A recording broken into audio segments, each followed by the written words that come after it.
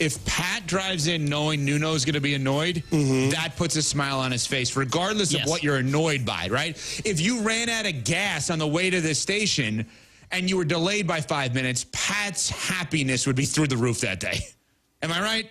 You're absolutely right. So it's not solely Yankees related. Yeah, but because it has to do with the Yankees, it hurts me too.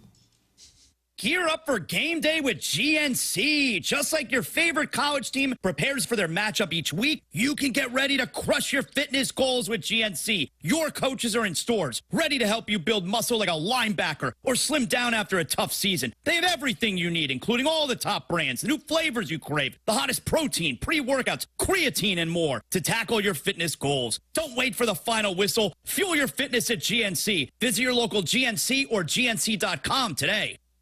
Drivers who switch and save with Progressive could save hundreds, which could be life-changing. I mean, you could put that money towards concert tickets for your daughter to see that singer who sings about painful breakups. And one song will inspire your little beauty to break up with that beast she's dating, Brian. Instead, she'll date someone who's nice and worthy of her love, not someone who addresses you and your spouse as, bro. And it's all because you could save money switching at Progressive.com. Progressive Casualty Insurance Company and affiliates, not available in all states.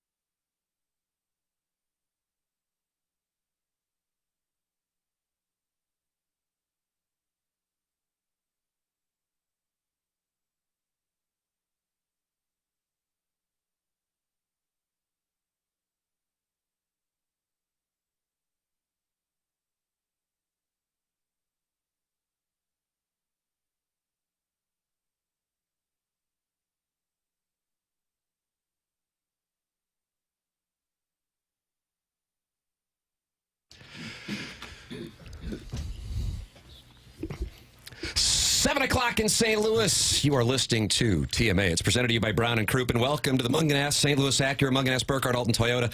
7 o'clock hour. Timothy Michael McKernan, Douglas Elvin Vaughn, Martin Joseph Kilcoyne, and Jackson Burkett with you on the radio program. Feel free to get involved. Doug, we have a potpourri of ways for people to interact with us. Yeah. We have two different YouTube channels. Okay. The 101 ESPN YouTube channel and the TMA STL YouTube channel. That's youtube.com/TMA STL. I see MD 2020 and John Scores are in there waiting for us. Oh, they really? Yeah, MD 2020. Martin says morning cuties. Oh. And then John Scores says marnin boys. And then he has, how many is that 4 Z's on it? Yeah, looks like it. He's still sleeping. Yeah, so that's good to see. They're waiting for us. That's is that the TMA STL one up there, Jackson? It is. Okay. There's a lot of moving parts here. So then you got the Air Comfort Service text line, 314-399-9646. We take live phone calls on this program, and what a great Probably start. Probably shouldn't. The phone lines are poison. We learned that yesterday. Call Adam. We had Has Lisa. he been banned, Doug? Suspended Has anybody a few ever times. been banned? Just outright? Deke Dotem. Deke Dotem. I got to tell you. I'm sorry. I'm sorry. Yes. I got to tell you guys something. I was doing buried the lead.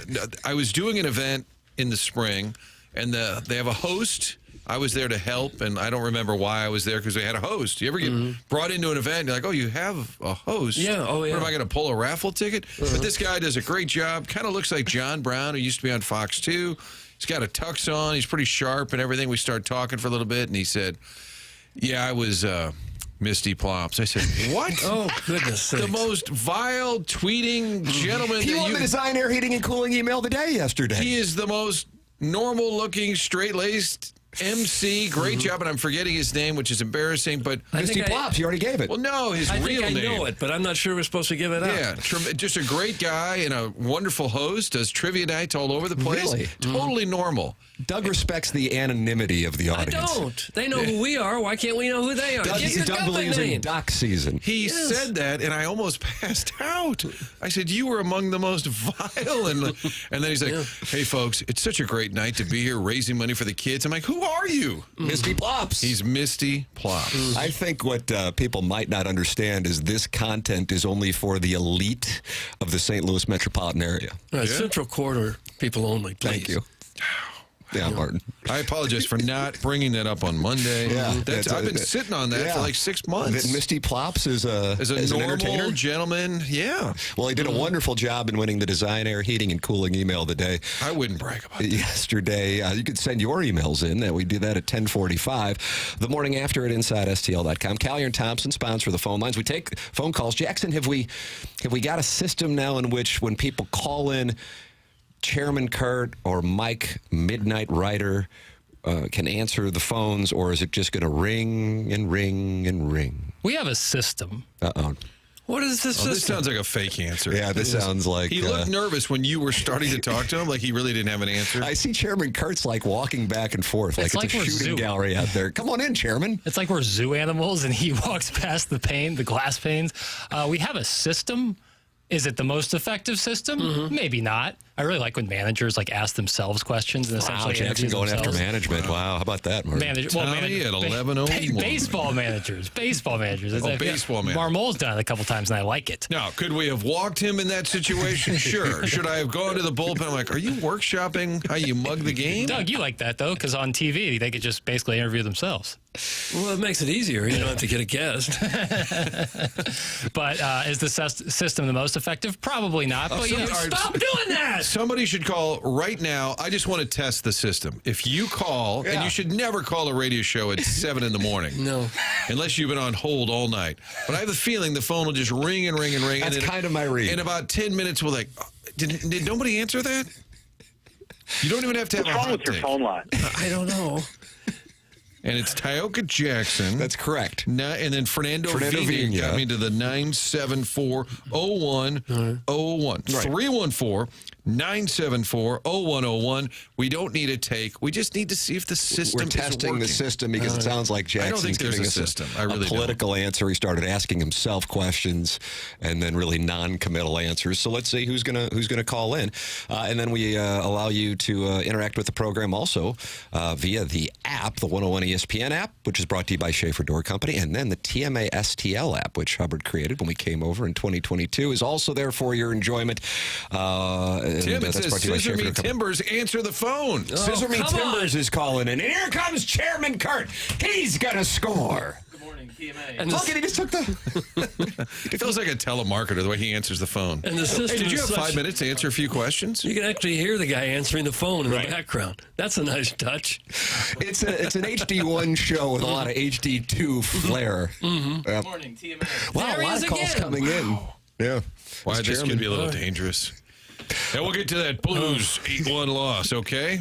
Actually, we will. Jamie Rivers on the show. Looking forward to that. The 101 YouTube isn't working. Good going, Jackie boy. That's no. from Sniffin' Holes. Sniffin' Holes. I rectified it. What was going on? Well, there's a couple buttons you have to hit, Oh, Martin. and you got to make sure they hit them. That's the thing, is there's buttons there, and they're waiting for you to hit them. But if you don't hit You've them, been disappointed in Jackson before, haven't you? Oh, I have on numerous occasions. Oh, gosh, yes, but never to this extent. This about is the the lighting? low point. what about the lighting? Isn't the lighting I better enjoy today? the lighting. The lighting's better. Martin, your thoughts? It is better. I'm not under the spotlight. Doug, your hair's not as orange as Yeah, usual? I was orange the first couple of days. Yeah. Well, you're hard to light because handsomeness like yours comes once in a generation. Okay, you'll get your check later. But we should point out that Jackson sits behind a control panel with 5 different video monitors. He's got more buttons. You could fly a 747 and hit fewer buttons than what he has to hit to get us on the air. While that is true, it is a little bit startling how simple it kind of is. And so when I mess up like that, there's no excuse. Because it's really just This a is couple actually buttons. really simple, or are you talking about when we were down the hall next to the pissa? Both. Really? I mean, relatively. Do It you know can what- get hard, don't get me wrong, and it probably will. Fun with double entendres, Martin. That's the stuff that makes this show to be considered so sophomoric. Now, I'm lost into the text lines. I won't be listening to you guys.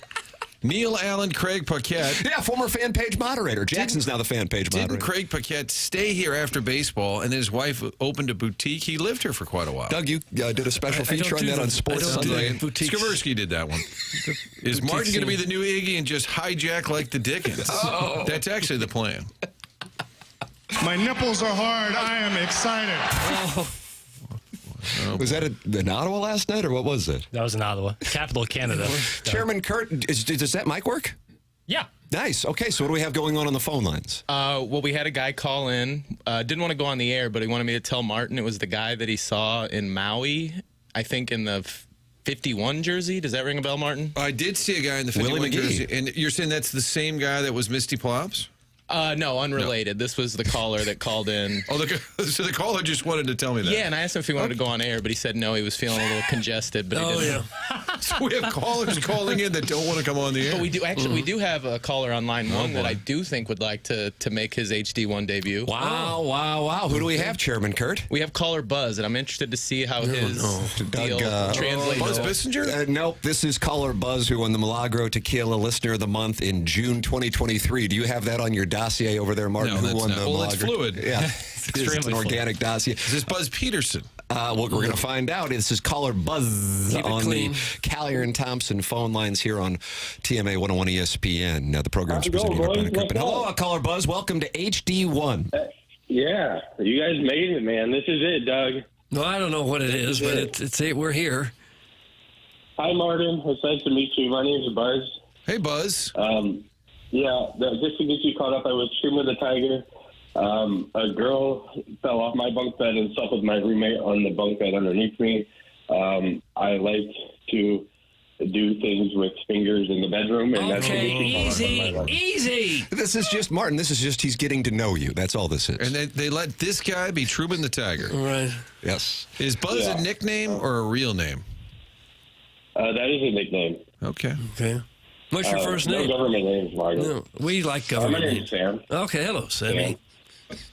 Yeah, hi Dougie. Hello, Sammy. I just got a little soft cow and Doug said that. Okay. Hit the hole. You calling about the Blues? Jackson's not happy about your call so far, caller Buzz. You're my dude. All right, so I just wanted to give this idea out. I think we need to have a potluck mixer with the 101 listeners and the TNA listeners where we all show up and we kind of just hang out, we get to know each other, and we grind on each other. Okay. That's not a bad idea. Didn't they do that with Remember the Titans, and it brought the community together? So like two sides of the gym, awkwardly, boys and girls, and then we say, hey, these TNA are... guys show up shirtless. TMA folks over here, 101 folks over here. Do you think we'll be able to tell the difference? I think I'll do a seminar over here on the Colts front seven, and you guys are over there with all the weirdos, okay? Oh! Yep, and then we grind on each other to some Usher, and I think everything's going to be good. We'll be one happy family. Okay. Hey, Buzz, I'm new here, but somebody texted and said, could Buzz just stick his head in a buzz saw? Are you open to that? Yeah, no. Yeah, but that's it. Like, I love getting the death threats, but I'm just calling it. Just happy for you guys, and I love you. And Doug, pot me. Pot him down! Well, pot him down! That's the Callier and Thompson phone lines. Goodness, this is why we don't take calls. Well, normally. they giveth and they taketh away. I thought he was proposing some sort of get-together where we were going to bring a covered dish and have a really fine get-together. Yeah, potluck at St. Gabriel's for the night of the St. Gabriel's Trivia, November 15th. Come one, come all. Get your tickets. Are there tickets available? TMASTL.com, Martin. St. Gabriel's, November 15th, right before we get you ready for Missouri at South Carolina. Do I have to go to this thing, this trivia night? I don't think that's something that me or Jackson or Doug can answer. Oh. Maybe Chairman Kurt can. I think Tommy said something about me. And, of course, early on, that sounds great. And then after a couple weeks, you're just miserable. These folks making me go to this kind of crap. Well, if you went, you might see Seth Goldcamp. That'd be a feather in your cap. He's St. Gabriel's through and through, as a matter of fact. The owner of Design Air Heating and Cooling and the sponsor of the email today. Yeah. He runs Design Air Heating and Cooling, fourth-generation St. Louis business. Seth Goldcamp and his family have served over tens of thousands since 1904. Imagine that, a business in St. Louis around for more than 100 years, and they are still there, and they are thriving. They're the longest-running TMA supporter and advertiser on the show. They're best known for their honesty and going above and beyond. I've had Seth out to my house, check out my furnace, air conditioning. Some of his technicians have been there as well. You know what they do? They put on little booties when they come into your house so they don't track dirt. I like the booty look. They will never try to upsell you. They will always give you exactly what you need and nothing more. That's how they train their employees, and they take their reputation very seriously, and you'll find that out when you have them out to your home. Their website, easy to navigate with convenience and online scheduling.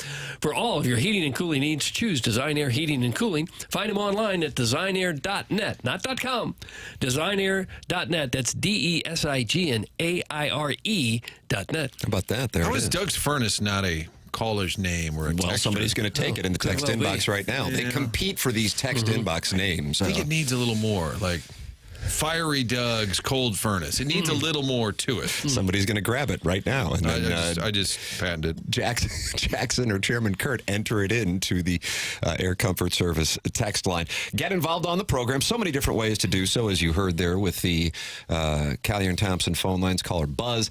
Air Comfort Service text line 314-399-9646, and then both YouTube channels. And I don't know. I haven't checked out both at the same time, but I don't know if the 101 channel is different than the TMA channel as far as the caliber of the chats. Chairman Kurt, are they different? What would you say? I took a little peek at the 101 chat yesterday. I think TMA is more my style. But and what is your style? Less hateful. Oh, gosh. It's fair. I choose love, and there was more love going on in the TMA. Well, unfortunately, Doug, there's some hate in the text inbox as well. Oh, my God. Capitalized God, though, on board. This is terrible radio. We deserve better. What the hell is this show? That is from the 970. And, Martin, they're just not pleased with the presentation. Well, we're going through a reset. I think that's what we're doing. We're trying to find ourselves. Yeah. Right. It's not a rebuild, it's a reset. We're in the middle of a reset, okay? We've received texts like that for almost 20 years That's now. right, 2 decades worth. Like, we deserve better. It's hard to argue against that's the thing. We don't necessarily disagree with you. If they don't hate you, they don't love you? TMA? Think about that. TMA? Wow. That's a T-shirt waiting to happen, Chairman Kurt. Yeah, please write that down. Yeah, that's a T-shirt waiting to happen. I already forgot. If they don't hate you, they don't love you. They don't hate you. That'll be at tmastlshop.com momentarily. All right, Blues had a little problem last night with the Ottawa Senators, who are considered to be one of the best teams in the league, if my research is correct. So we'll have some Drew Bannister out. He wasn't particularly pleased about the developments last night. Jamie Rivers at 8 o'clock. Jeremy Rutherford, who takes two-part questions, brought to you by Mark Hanna of Evergreen Well Strategies at 9 o'clock. The Design, Air, Heating, and Cooling email of the day at 10:45. Chairman Kurt, Jackson Burkett, Martin Kilcoyne, Doug Vaughn, Tim McKernan with you. The program is called The Morning After. It's presented to you by Brown & Crouppen. We're in the Munganess St. Louis Acura, Munganess Burkhardt Alton Toyota, 101 ESPN.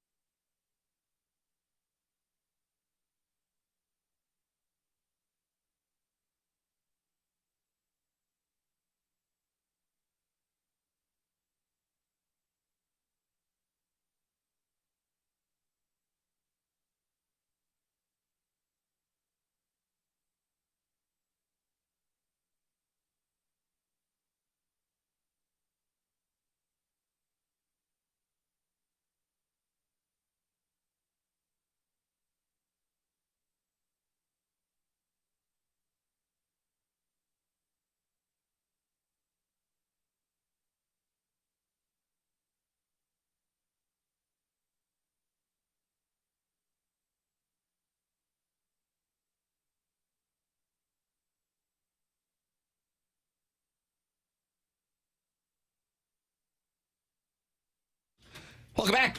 It's the Morning After, and it is presented to you by Brown and Crouppen, Munganess, St. Louis Acura, Munganess, Burkhardt, Alton Toyota, 7 o'clock hour. Tim McKernan, Doug Vaughn, Martin Kilcoyne, Jackson Burkett with you on the program, and you are welcome to participate in the show by calling in the Callier and Thompson phone lines, 314-974-0101, texting into the Air Comfort Service text inbox, 314-399-9646, and then you are also welcome to email in for our Design, Air, Heating, and Cooling email of the day. The email address is the Morning After at InsideSTL.com. And then I just take personal hate mail at tmckernan at InsideSTL.com. Martin, if you wanted to send something. Can you just give out your home number?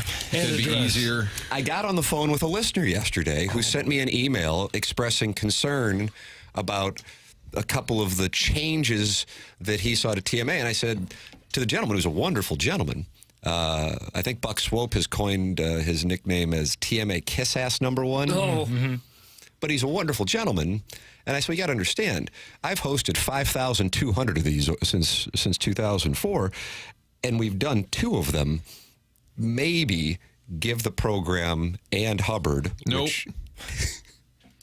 Hold on a second. You just cut me. Oh, I'm sorry. Oh, you wanted to finish the thought. Mm-hmm. Right. Maybe we know what we're doing and just give it a couple weeks, because they're going to put in a new clock. The show will do what it's been doing for a long time. But hey, and it was a wonderful conversation. And so, Martin, I'm just going to talk with listeners on the phone starting at 11 o'clock today. Would you like to? I think I'm good for now, but it would really cut down the work. Everybody take a pile. 4 hands are better than 2. All right, I got the South County people that are pissed. Doug, you got the NOCO. Jackson, you got Central West End. Yeah, Jackson only deal with Central West Let's End. knock this out. I'm busy. I'm going to try to learn to rotate my tires today. So Doug is now out, too. Tough one last night. It's stunning in the sense that it was against the Ottawa Senators, too. I mean, 8-1. That is the first time the Blues have lost by 7 or more goals since January of 21. And only the 5th time. This stat kind of surprises me. 5th time in 30 years that's happened. Sweet mother of mercy. And against that team, when it happened in 21, it was against the Avalanche. You go, okay, I mean, it's Avalanche. You have a bad night. But this is the Senators. And it was brutal. Drew Bannister wasn't pleased after the game against Montreal on Saturday. As you might imagine, he wasn't particularly pleased following that debacle last night.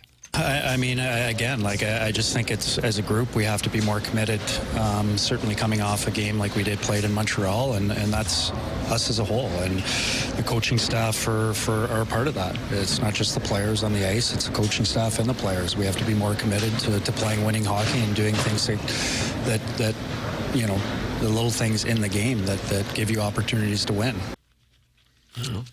So the issue here is they've played 10 games, and in 7 of the games they've been behind by 2 goals or more, and that is certainly not sustainable. They're chasing the game, Tim. You can't chase the game.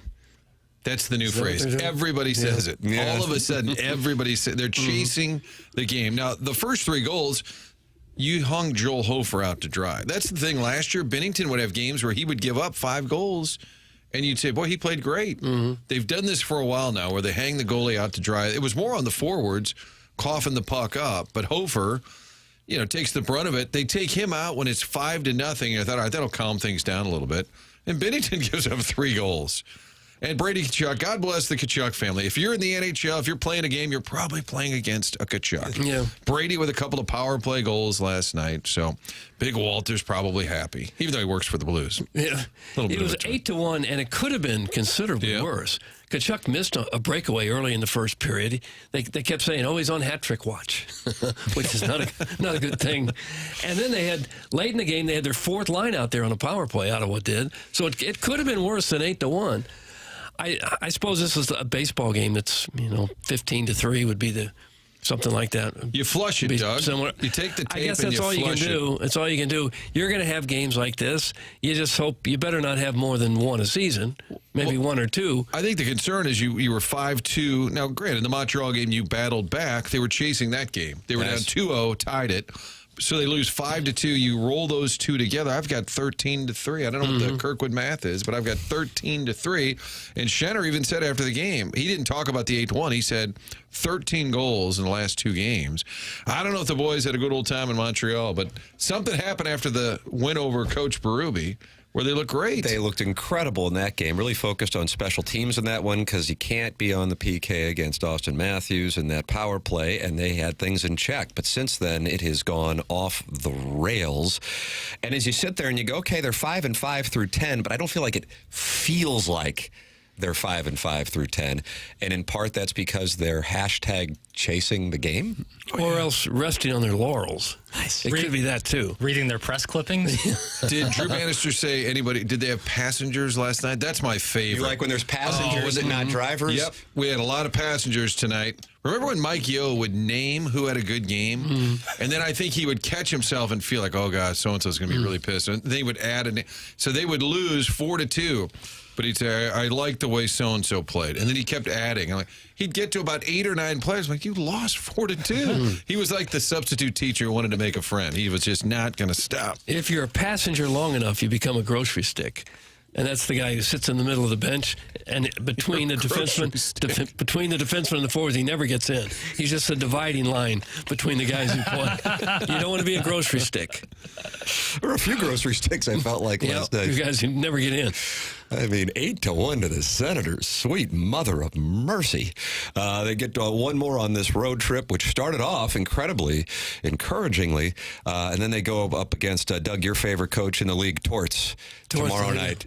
Seems like a wonderful gentleman. Is he the bantiest coach in professional sports? Oh, I think so. Yeah, I think so. Because I think college, you'd have him beat both basketball and football. But I think at his core, I think he's like a good guy. He just gets banty. He's a principled guy. I think short as fuse. He's had the Gaudreau family out there. Johnny Gaudreau's dad has been coming to some of their practices. He refused to answer questions from that podcast that had some accusations that included Kevin Hayes, the former Blue, involved. And I'm kind of I kind of respect this guy, even though he's a banty rooster. Yeah. Boy, he is banty. He's tried to fight guys on other teams. He's screamed at media people. I don't know. I just don't think there's a need for that. He is a So What Your Grandma Think Hall of Famer. His clips were played many a time during that segment. We had a Steamers owner who was on the bench that wanted to fight. Was it Red Card was the show where they followed the Steamers ownership around, and I believe one of the owner was on the bench. Was he drinking on the bench? Remember the show Red Card? Yeah. And I think the owner was on the bench. Probably could have owned sports radio. He kind of had that vibe. And he was on the bench yelling at the referees, and he had a cocktail in his hand. Really? Am I making this up? Do you remember this? I do. Because I was at the Cheshire one evening, and they had the cameras there so that they could follow him around as he made friends with the ladies of Clayton. Nice. Red Card. I remember. Why don't we do that? We'll go out on the town. Yeah. Hey, it's TMA after Show dark. ourselves off, especially with our hair transplants. I remember when we had a PA announcer take a swing at a player, too. Proud moments for our town. We got to write a book on that. St. Louis media, sports media. Do you jokers ever talk sports? Pretty sure that was a Blues This is all conversation. sports related. The TMA audience hates that we're not just talking about cuckoldry.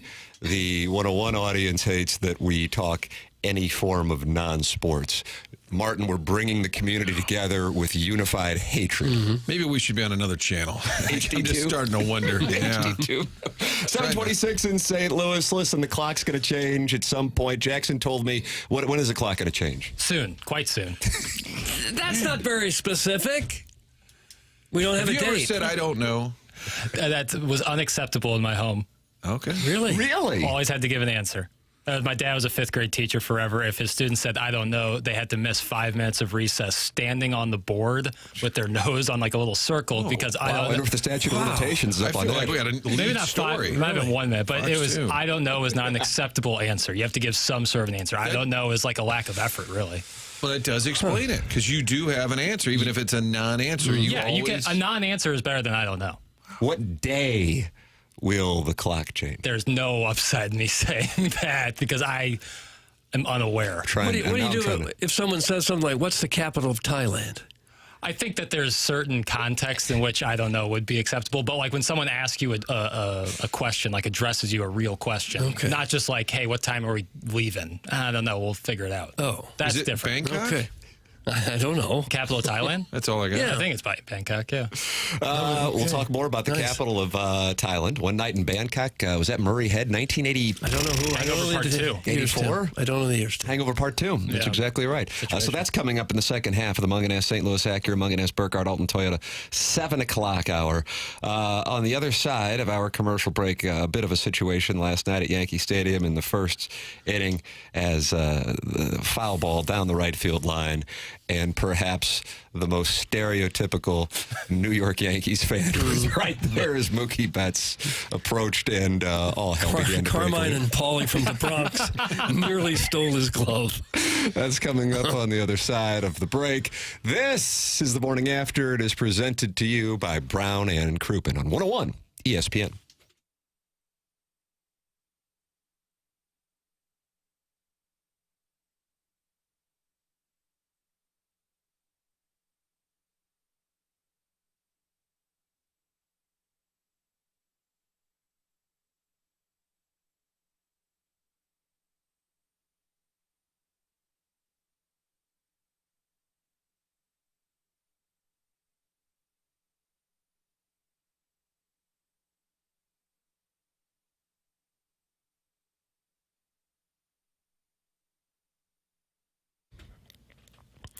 Collier & Thompson is your go-to source for every design consideration. They carry the best cabinets, appliances, and countertops in the business. When Collier & Thompson walks away from a job, you will be super happy and have a remodel that lasts a lifetime. Kitchens and bathrooms are the things that they are best known for, and they've been doing it since the 1950s. Their employees have a combined 160 years of experience. These people know what they are doing. They are simply the best in town at the remodeling business. They don't just do kitchens and bathrooms, though. They also do basements, wine rooms, man caves, bars, accent rooms, fireplace walls, offices, you name it. If there's a part of your house that needs a rehab work, Collier & Thompson are the people to have it done. They've got a wonderful showroom out there in Manchester, in Baldwin, bunch of different displays, more than 20 kitchen displays to look at, get some ideas. They have designers right there. They also have all their own plumbers, electricians. They got flooring people, everything. You don't need to go to 5 or 10 different places to remodel the one room in your house. Collier & Thompson has got it all right there in-house. They do fantastic work. You ought to look at their website and see some of the before and after pictures of what they have done to your home. It's really amazing, the work that they can do. They've got an A+ rating with the Better Business Bureau. They won a Torch Award for ethics from the BBB. All their workers are insured. It's just simply the place to go. Collier & Thompson on Manchester and Baldwin, next to Uncle Bill's Pancake House. Collier & Thompson, come home to quality online at collierandthompson.com.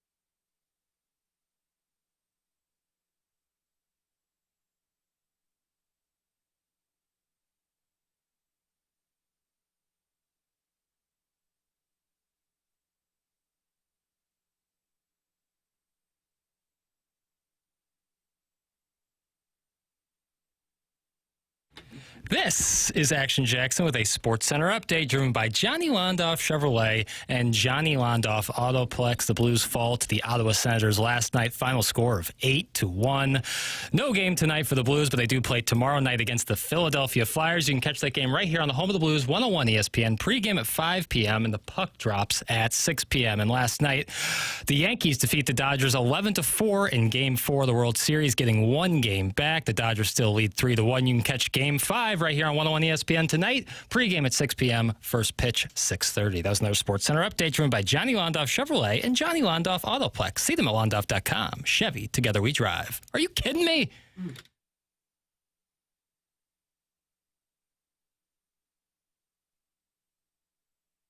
Welcome back to the Morning After. It's presented to you by Brown and Croup and Munganass, St. Louis Acura, Munganass, Burkhardt, Alton, Toyota. 7 o'clock hour.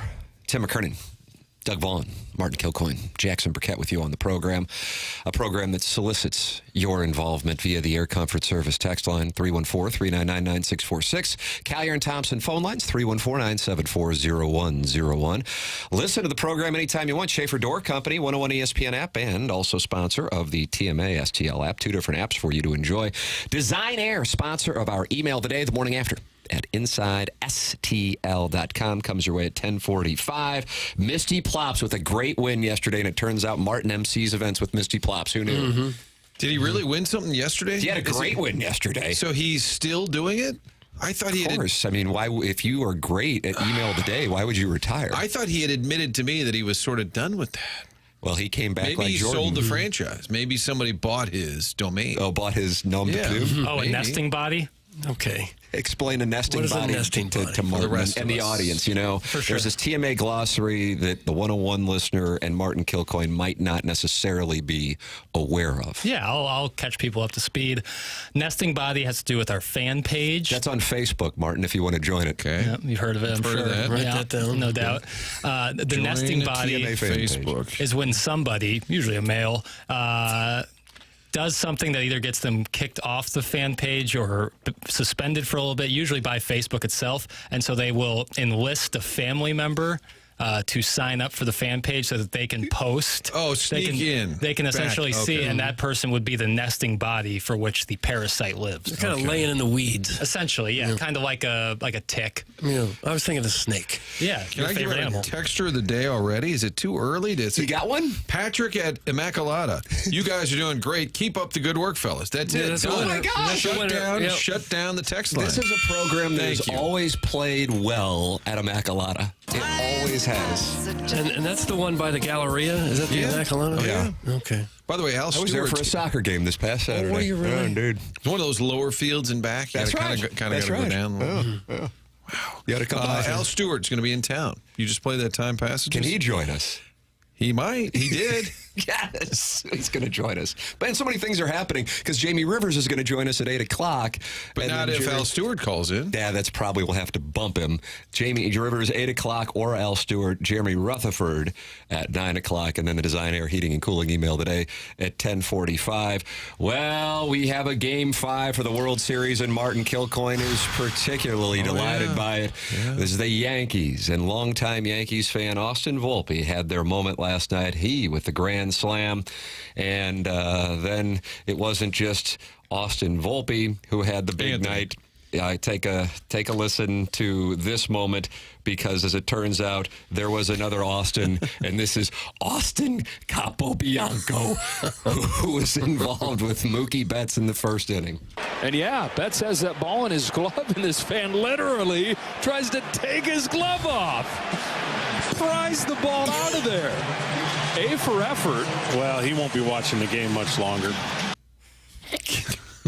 Austin just tossed him. Austin Capobianco and his brother, they were escorted from the facility, and that'll wrap it up for their time at Yankee Stadium. That was Austin, who's 38, not married. Kind of a surprise. That I don't believe at all. And It's fake news. Darren Capobianco, who's 29, they were the ones reaching into Mookie Betts' glove last night in the first inning. Local legends forever. Maybe that's the moment that tips the scales. That's it. Yeah. That's their rally squirrel right there. Kind of different than Bartman. who all the Cub fans hated. They'll love these two. Don't they kind of just embody everything you expect to see from a New York Yankee fan? Just loud, obnoxious, will do absolutely anything for their team. I feel like Fox baseball coverage really started to highlight the fan base of any given team. For example, when the Cardinals were in the World Series, I remember listening to Boston radio, and they were making fun of the St. Louis fan. And they said, hey, they're all wearing the khakis and the red sweater. They all kind of look the same. That was the Boston take on the Cardinal fan. And the Yankees, all those years with Joe Torre, they were always in the World Series. And Fox started that extreme zoom in on a fan. It used to be just a wide shot of the whole section. And Fox just would zoom in, and you'd say, I bet his name's Vinny. You could just feel it. You were so zoomed in. And now we've got our local legends in New York once again. Dude, we get it. You work out, guy. The Capo Bianco brothers.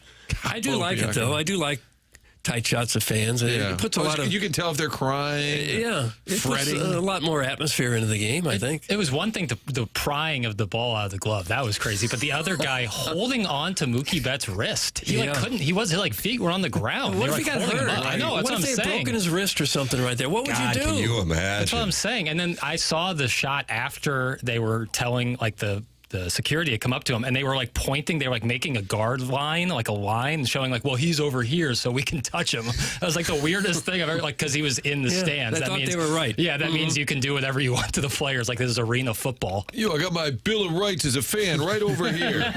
Look at the back of your ticket, sir. It strictly prohibits. We don't have the back of the ticket anymore. No. That told you all the rules. The QR code now. Jackson, yesterday you gave the Yankees an 8% chance to come back and win this World Series. Would you like to announce here at 7:41, time check brought to you by Clarkson Jewelers, what the percentage is for the Yankees now down 3-1 with Garrett Cole on the mound against 101 ESPN listeners' favorite pitcher, Jack Flaherty. What the odds are now for the Yankees to come back and make history? 16%. Oh, my goodness. I've doubled my number. I have faith in these Bronx Bombers. Really? Yeah. I mean, this is too cool of a World Series for it to end in certainly 4 games or even 5. I think they got to go game 6 or 7. I think Cole over Flaherty all night tonight. I think the Dodgers will still win the World Series, but I bet you the Yankees will win tonight. I would see that. Flaherty's hit or miss. He literally is hit or miss, and he was pretty good in that game 1. I will be willing to bet any of you gentlemen here want to wager that he does not have a good game tonight. Wow. I like this. Now you've activated my degenerate brain. Yeah, Tim was dozing off, and I said wager. Yeah. You're gonna have to define good game. Well, no, we'd have to come up with a number. Does he go 5? Do you believe Jack Flaherty will go 5? The Dodgers also are a quick hook team, so maybe not. Yeah, they are. I'm going to predict 4 innings, 4 runs. That's my bold prediction. 4 and 4. 4 and 4. Jack Flaherty tonight. That's kind of realistic. Yeah, I'm gonna fade it. I'm gonna fade it. Right around. Yeah, I'm gonna fade that because I can see it being worse. He's probably not going 5. They're gonna probably have a quick hook. He's not gonna be horrible, but it'll probably when he was waving bye to Machado, and they're like, dude, you just gave up 2 homers. I just have then again, the Cardinal October curse. What would be more fitting than Flaherty doing 8 innings, 1 complete game shutout? Yes. And it's Jack Flaherty. And that's Flaherty. how the season ends for all of baseball with a former Cardinal right there. Edmund hits for the cycle. Yes. That's the way the game goes. So that's the way that you go about the game. We don't know that unless we ask Jack. We don't know. Well, then you don't understand pitching, and that's okay. Say that again. I'm sorry? I'm sorry. Martin, that was Derek Gould and Jack Flaherty, I believe, in Detroit. An unfortunate... Oh, boy. I have nothing against Jack Flaherty. I'm just predicting because he does run hot and cold. He did it in the DS as well. But that was an awkward exchange. Sounded like they were gonna take it outside. Kind of feels like the players maybe don't respect the media. I don't know. And what we know about pitching? Yeah. Wow. Hello. Yeah. What to gives you pitch that against idea? you. I was caught up in Austin Capobianca. It's Anthony Volpe. Austin Capobianca. Austin Wells. Austin Wells went yard. Yeah. Doug, he was big on your fantasy team, I feel like, this year. The Prime Minister. He performed well the last month. Got a good stash. Anthony, he does have a wonderful mustache. Anthony Volpe, Austin Wells, and Austin Capobianca reached into Mookie Betts' glove last night and felt like he was in the right, candidly. And maybe he was. Yes, he did. He stuck by his guns. Because they were in the stands, because Mookie was in the stands, they can do whatever they want to. Smoltz had no time for him. If you're an umpire and Betts had been hurt on that play, what would you do at that point? The umpire? Yeah. Not much you can do, probably. I mean, what could the umpire do about the fans? He can't police the fans. I don't know. Or if you're maybe the commissioner, well, what do? You just let it go and say, I'm sorry. Sorry, Mookie. Yeah. Has a fan ever injured a player? I think that's... Remember the Texas game? Didn't somebody run out like a coach and tackle somebody or a player? It was a Royals coach. It was a Kansas City Royals coach. That was on the south side of Chicago. That was a White Sox thing.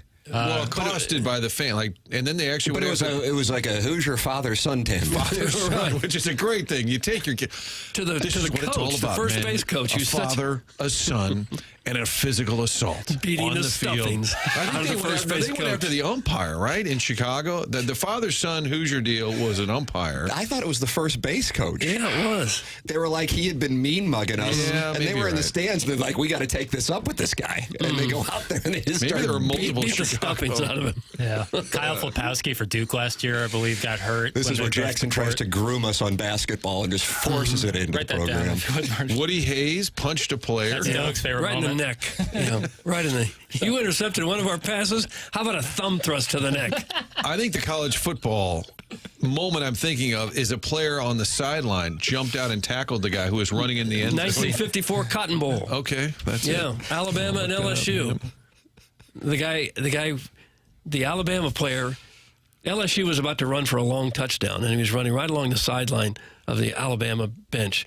And a guy who wasn't even playing for Alabama came off the bench, made a fine tackle. Just wanted to get him the stat sheet. And then scurried back to the bench like maybe nobody saw me. And they awarded the LSU guy the touchdown. I believe that's where I just had too much Bama running through my veins came through, which is what Harvey Updike, who poisoned the tree at Auburn, said when he was asked why he drove to Auburn to poison the tree. He said, I just got too much Bama running through my veins. Tommy Fields, I think, was the guy's name. I think that's. Well, we ought to have him on. Well, he's probably long dead. It happened in '54. Still. Yeah. It'll be good to have him on. Ruben Studdard is in the YouTube chat, and he says, free perk. That's a Twitter name, Martin, of a lady who was coming in and doing the show here and there when we were down the hallway next to the Pissa. Her name's Gluten Free Perk on Twitter. Do you follow her? No, but we're freeing Perk. For what reason? Has she been banned on Doug's list? Oh, she hasn't yet. No, I don't believe she has been banned, no. It's like Jackson's going to a park drop. I can see him over there doing it. Guys, it was Royals first base coach Tom Gamboa, and he almost got stabbed. Yeah. Tom Gamboa. There was another one in Chicago, though, where they attacked the umpires. The umpires? I remember the first base coach. It was the father-son Hoosier tandem. Well, you take your kid to the ballpark. You want to kind of show them what it's all about. The Tiger fans threw a bunch of stuff at Joe Medwick in a World Series years ago, to the point they told Medwick, the umpire said to Medwick, you got to leave the game. They made him leave the game. Because it wasn't safe for him. Right. He was the Cardinal left fielder and like the MVP. Sorry, you got to leave the game. They're throwing stuff at you. Ruin me. There was gluten-free Perk. Want to hear it again, Martin? I thought that was Joe Medwick. Ruin me. Right. Ruin me. This text comes in from Sex. That's the texter's name. You probably can see it in front of you, Martin. And he says, how about, well, I assume it's a he, maybe it's not. How about the strength coach from the Jets tripping the return man? That happened relatively recently. Yeah, he weaned out with his knee. That was brutal. That was real. And he was in like a real tough guy tracksuit, too. Yeah. It's probably a little tempting on the sideline. If your team, your team is down and out. Yeah. Don't you have to be banned for life if you do something like that? Say. I mean, forever. Yeah, I would say. That's it. I'm out. I'm teeing off at Old Warson in 12 minutes. Let me know if you guys want to come out there and play. Yeah. That's from the self-made stay-at-home Ledoux mom. She has a monogramming business that's really taken off, and she texts into the program. I thought it was Mo that he was teeing off at Old Warson. Oh, Laz Diaz, thank you. A texter said Laz Diaz. Remember that? The umpire. He was attacked by a fan. And this was also... I'm pretty sure it was the old Comiskey or the new Comiskey, whatever that thing's called now. God almighty. I'm going to look it up. All right, we will have that information for you coming up. Breaking news. Jamie Rivers is going to join us at 8 o'clock to relive the magic that was the 8-1 loss in Ottawa. All of that coming your way on the program. Send your emails in. Design, air, heating, and cooling email today. The morning after at InsideSTL.com. Feel free to call in. I believe Jackson, who has a crush on Eric in the Central West End, he is on the Callier and Thompson phone lines. The number, he was. 314. Oh, you got rid of him. 314-974-0101. And now the audience, Jackson, is happy with you because you're playing drops. They feel like you had stopped playing drops. Trying to get more comfortable by the day, baby. Step by step, brick by brick. Do you like when a guy calls you baby? No, I don't. Brick by brick. You just don't call us baby. You got it, baby. Knock it off. On Reddit, never knew this happened. 2003, Laz Diaz assaulted by a fan who ran onto the field and had to be rescued by players. I'm trying to find out more information. Laz Diaz will join us also coming up in the Fisher Window and Door Store, 8 o'clock hour. So much to come on the program. It's the morning after. You are listening to 101 ESPN.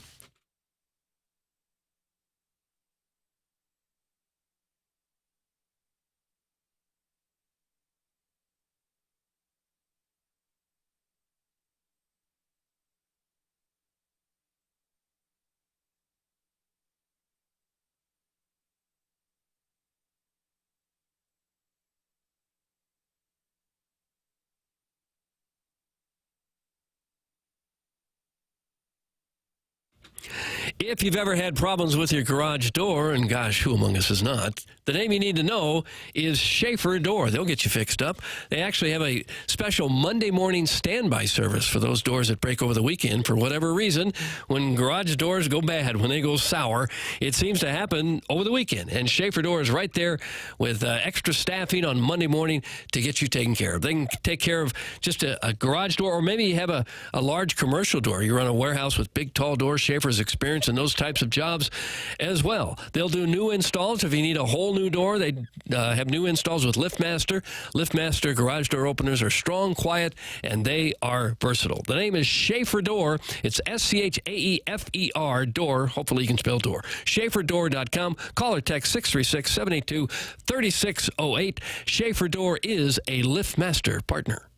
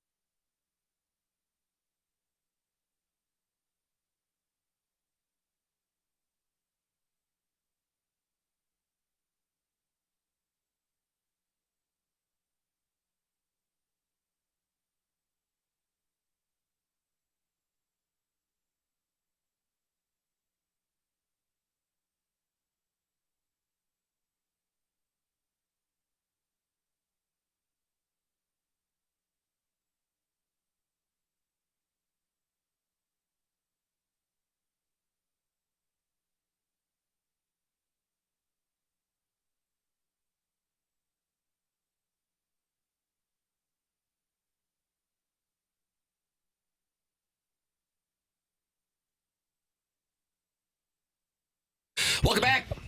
It's the Morning After. The program is presented to you by Brown and Crouppen, Tim McKernan, Doug Vaughn, Martin Kilcoyne, Jackson Burkett.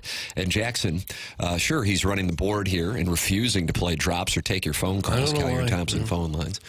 But he also is the moderator for the TMA fan page on Facebook. And today, Jackson, you say you're just going to let everybody in. Sure. Why, I don't care. Really? What's the difference? I don't know. Everyone in there hates us. Yeah, they pretty much do. Letting everybody in.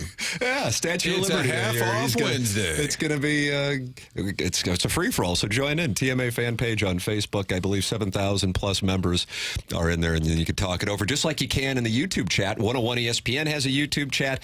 I guess the angrier listeners are there per Chairman Kurt?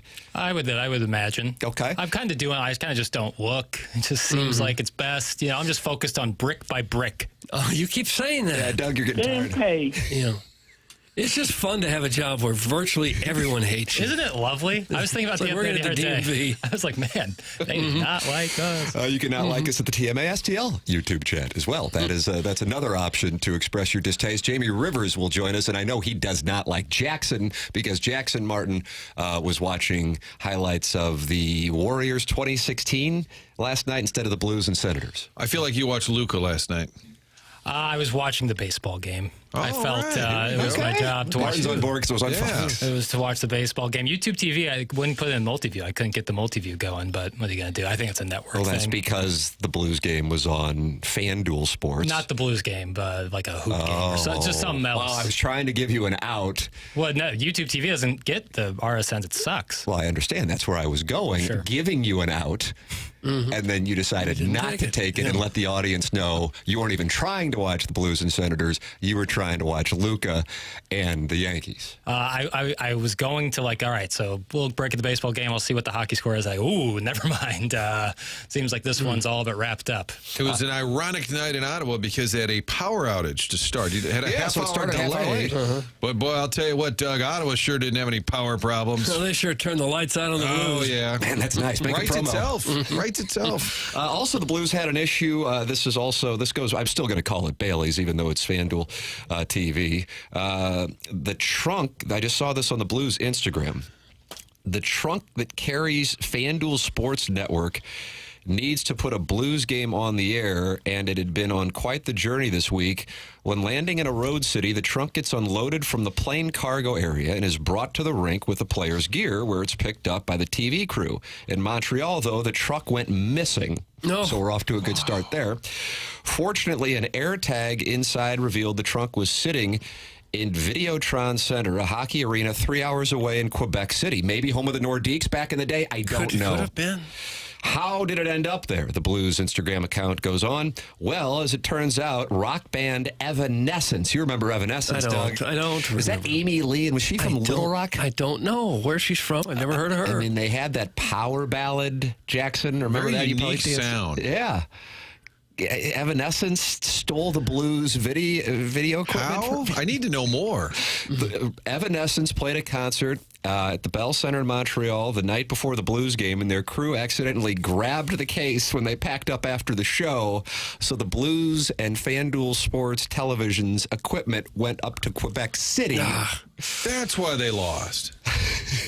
Evanescence's tour went to Quebec City and then to Ottawa, where the Blues were headed next. The band was kind enough to leave it in Ottawa, and it's back in the Blues' possession just in time for last night's broadcast. Evanescence. You think that could maybe be the Gloria of 2024, 2025? Well, they're going to Philly. They're going to Philly, and I didn't want to hear any more Gloria talk, but now we can shift it. Maybe can we get a little Evanescence on the board, because people will know it when you hear it. I like a little hardcore. You do, like a dirty. That's not even related. That's not it? That wasn't Amy Lee. Is it Amy Lee, Doug? Amy Lee from I Little Rock? don't know who it is. Jackson, you pulling it up? So in other words, I'm working on it. Okay. They were never missing their material. They've gotten it. It was just kind of on a random. It was on a random kind of like Paddington the Bear got on the wrong train. I love Paddington. They did take the train from Montreal to Ottawa. Remember, Chris Kerber told us that on That's Monday. right. But they stayed in Montreal Too long. all due respect, avoid Ottawa, but maybe it was too long in Montreal. That's just my take. Yeah. Does it say what kind of special equipment they had? I mean, it was so unique that they couldn't have borrowed it from somebody else in I'm Ottawa? going to text Timmy Paps and say, what's in the trunk? Yeah. Oh, wow. Here we go, Doug. Settle in.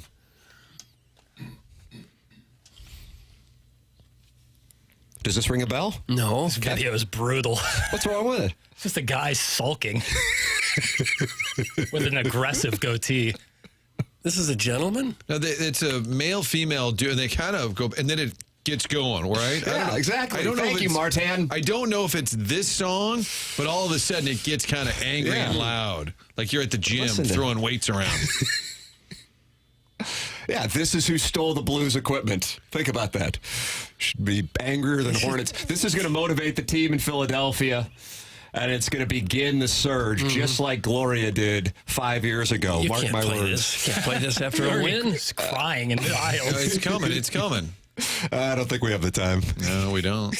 Jamie Rivers is going to join us on the other side of the break. We'll get his take on Evanescence and the mess that was the 8-1 loss in Ottawa.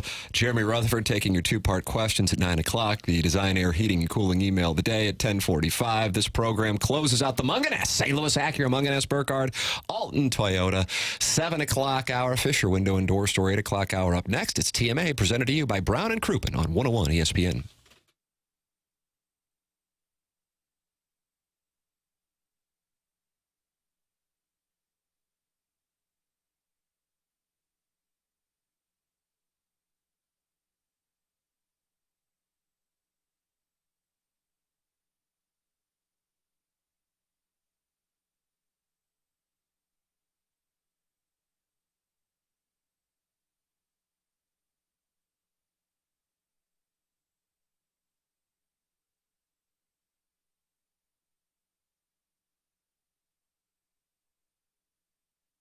I was looking at that YouTube chat on the TMA STL YouTube channel, and Dr. Brandon Pryor of 100 West Dental was in there talking it over with the listeners. Dr. Brandon Pryor of 100 West Dental says, here's the deal. We want to be the place you go for all of your dental needs. Online at 100westdental.com. I went out there and got a chance to see the facility that Dr. Brandon Pryor and his team have at 100 West Dental, and it is incredible. It does not look like what you think of when you think of a dentist's office. This is brand new technology, and that is why 100 West Dental is getting so popular with the TMA audience. No insurance, no problem. The membership plan aids in the cost of dental work for those who do not have dental insurance. They have a huge offer going on now that if you mention my name, you get $1,000 off an Invisalign package. It's 100 West Dental, online at 100westdental.com.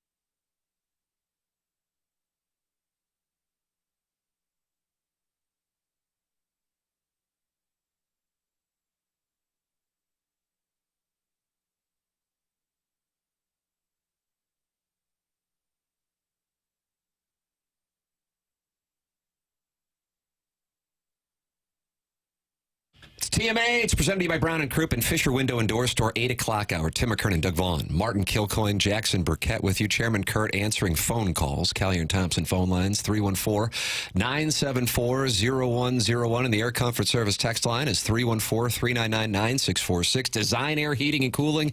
Email today, the morning after at InsideSTL.com. Comes your way at 10:45. Jeremy Rutherford with us at 9 o'clock, taking your two-part questions. But right now, it is our pleasure to welcome to the program the man who coined the nickname Little Piddles. Ladies and gentlemen, on the Callier and Thompson phone lines, Jamie Rivers. Unbelievable. Welcome to the show, Doug. So Have you ever heard wonderful. a gallery this charged up? Maybe when Tiger hit that putt on 18 in 2018? It's the only thing close. Yeah. Morning, Jamie. Good morning, gentlemen. We were just doing a full-scale investigation. Martin texting with Timmy Paps. Yes. On this Evanescence theft of the equipment. Yeah, so first of all, I was listening to the segment as I was trying to clear the fog out of my head here in Philly. And I have an issue, guys. I have an issue. Doug, this is coming right. This is coming right for you. First time on the show, I got an issue. Evanescence is a really good band. I got two of my really good friends that are in that band. No way. Heaven's sakes. Is that right? Is it Amy Lee?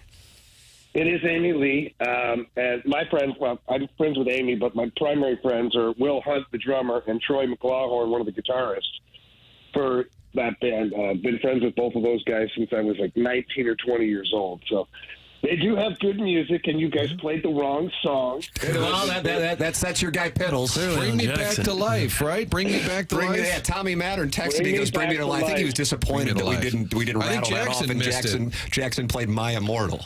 Brick by brick. Yeah, I don't know what the hell Jackson played. I honestly, like, they're my friends, and I've never heard that song.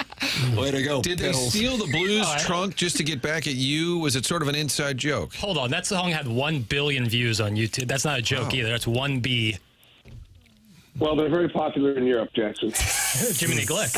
I thought they were Canadian. I really did. They're out of Little Rock. Well, Amy Lee was raised in Little Rock. She traveled all over the country. I was doing television there. Martin, as I know you were a big fan of my television. I still watch some of your old clips. Thank you.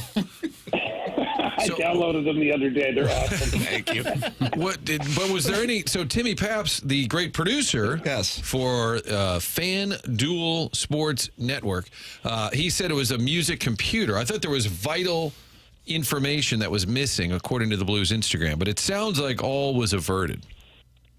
Yeah, everything was good. Now it was funny because they were in Montreal the night before we got there, whenever we landed, and that's how the trunk got taken because it got delivered to the rink. And then it just so happened their tour took them to Quebec, which was inconvenient, but then back to Ottawa, which in return was very convenient. So all is back to normal, guys. All right. Don't worry. The broadcast got on the air last night, and we got to watch a Jim Dandy after the 30-minute power outage. What do you make of a game like that where it goes off the rails so badly from the beginning and then all the way through the end, Jamie? Yeah, that game there, it went off the rails right away when those two fans grabbed Mookie Betts' glove. Those guys were up in Ottawa, too. Yeah, they're southern part of Ottawa, which is near where I grew up. They rough and tumble streets of Hunt Club area in Ottawa. But I felt like that's when the game went off the rails, guys, and the Dodgers could never recover. Nice. How about that? Jackson, he's speaking your language. He's talking baseball. He's not talking diversion, I think. Here's the dumb question, Jamie. We say it to coaches, and then they scold you and say, well, if I would have known this was coming, I would have done something about it. But do you see a game like that coming? How did that happen? How did that unfold in Ottawa? Because they're not a powerhouse. No. Here's the thing about Ottawa. Because of their youth and their talent that they do have, on some nights you get what you saw last night, and on other nights you get a bit of a forest fire where it's just they're a bunch of young guys buzzing around and nothing's working, and they lose games. So things like last night can happen, but I will say that I think it was a combination of the young players, Brady Tkachuk in particular, and Tim Stützle having a great night.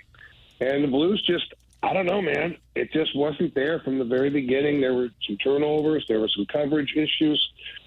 I hate to say it, but there were some compete issues at times. And it just, it was one of those nights where, and I said it last night on the broadcast, I don't know if this is one of those nights where you throw away the game tape and pretend it never happened, or if it's one of those times where you dive into everything and you have your first come-to-Jesus moment of the season. So it's going to be interesting to see, how the coaching staff handles all of it.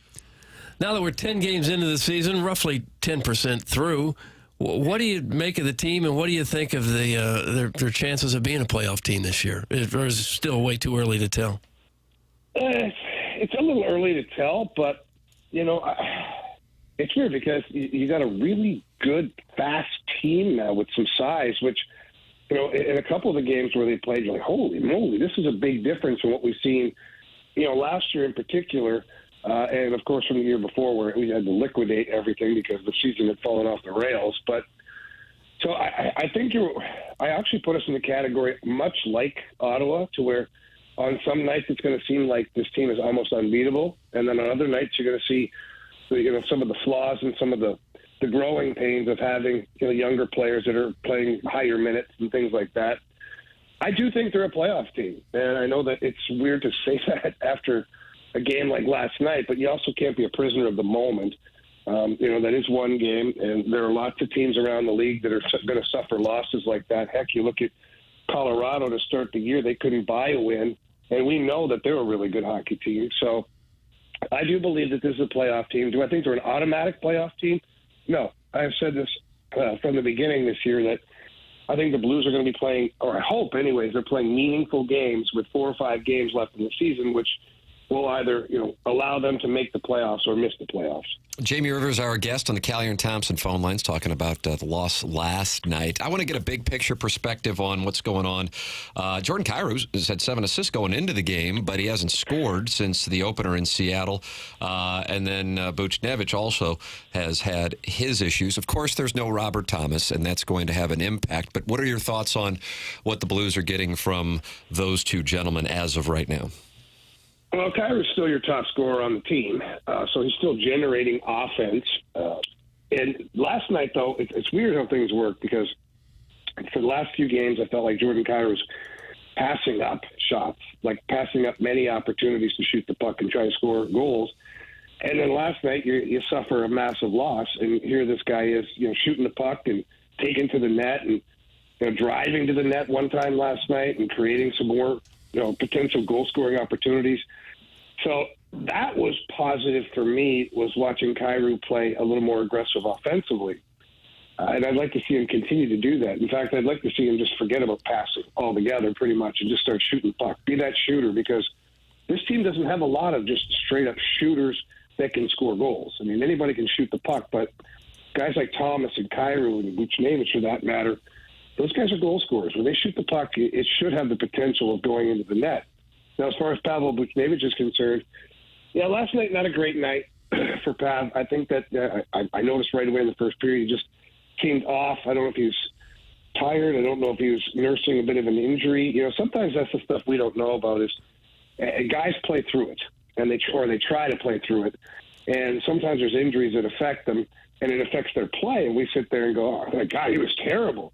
Meanwhile, the guy is, barely able to walk around the plane after the game, but, he tried to play the hockey game. So I don't know if that's in play. I'm not even insinuating that. I just got off the rails there for a little bit. But, Pavel Buchnevich is a competitive guy. Remember last year, Drew Bannister, we took over, he had to bench Pavel Buchnevich, and I believe it was Tampa Bay, for the whole third period, and then Buch owned it after the game, saying, look, I was terrible, I didn't play well. And then the next game he came out and played awesome. So I'm expecting a good bounce back from that guy. Jamie, there's no metric for it. It's sort of an analytic that I've come up with. It's called too much time in Montreal can affect a team's performance. I believe there was 3 nights in Montreal, unless they flew there directly out of Toronto. I love travel talk about professional sports teams. So I'm just going to say next time they play the Canadiens, I'm going to suggest fly in the day of the game and fly out immediately after. That's my theory. That's a hell of a theory, Marty. I'll tell you, I think next year, if the Blues are faced with a similar scenario, I think what's going to happen is the Blues will travel into Montreal the night before the game, play the game, and then the team will bus straight into Castleman, Ontario, which is a a town of about 1,200 people, and they've got a couple of motels there. There you go. I think Doug will want to put them on an island so that they don't spend too much time in Montreal. I could see Army doing that. Maybe you boys are headed straight to Sarnia.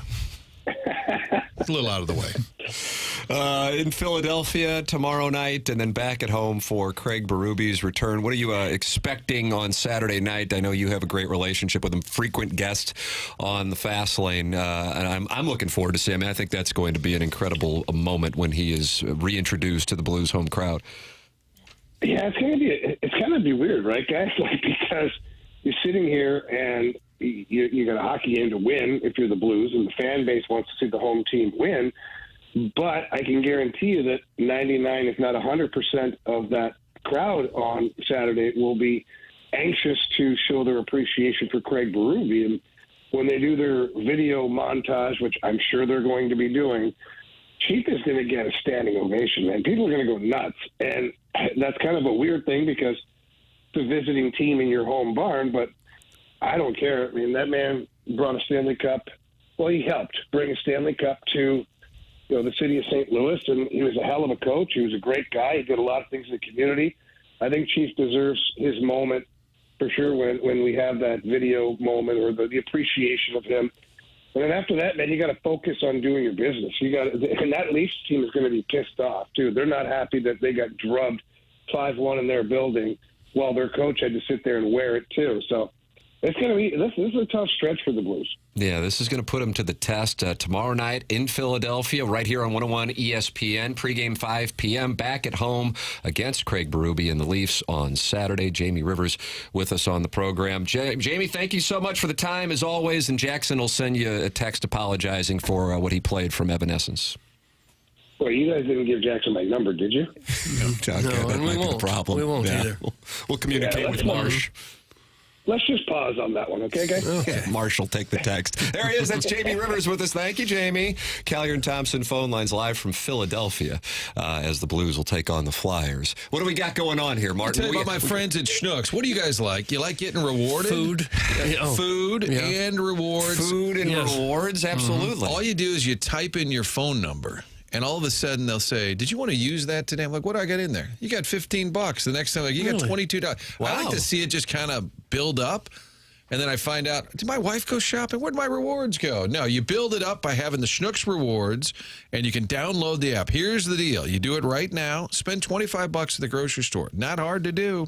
You get a $5 credit immediately. This is going on until November 19th. I really do enjoy it because it's a little bit like playing the lottery. You have no idea. You're checking out, and it'll say there right on the screen, you've got $18 in rewards. You got $42 in rewards. Nice. And if you forget your wallet and you run in there and you're picking up some bourbon, I'm not me. I'm just saying if somebody in general, you could actually not have your wallet if you know you got some money in there. You don't even need it. You just use your rewards. I like this.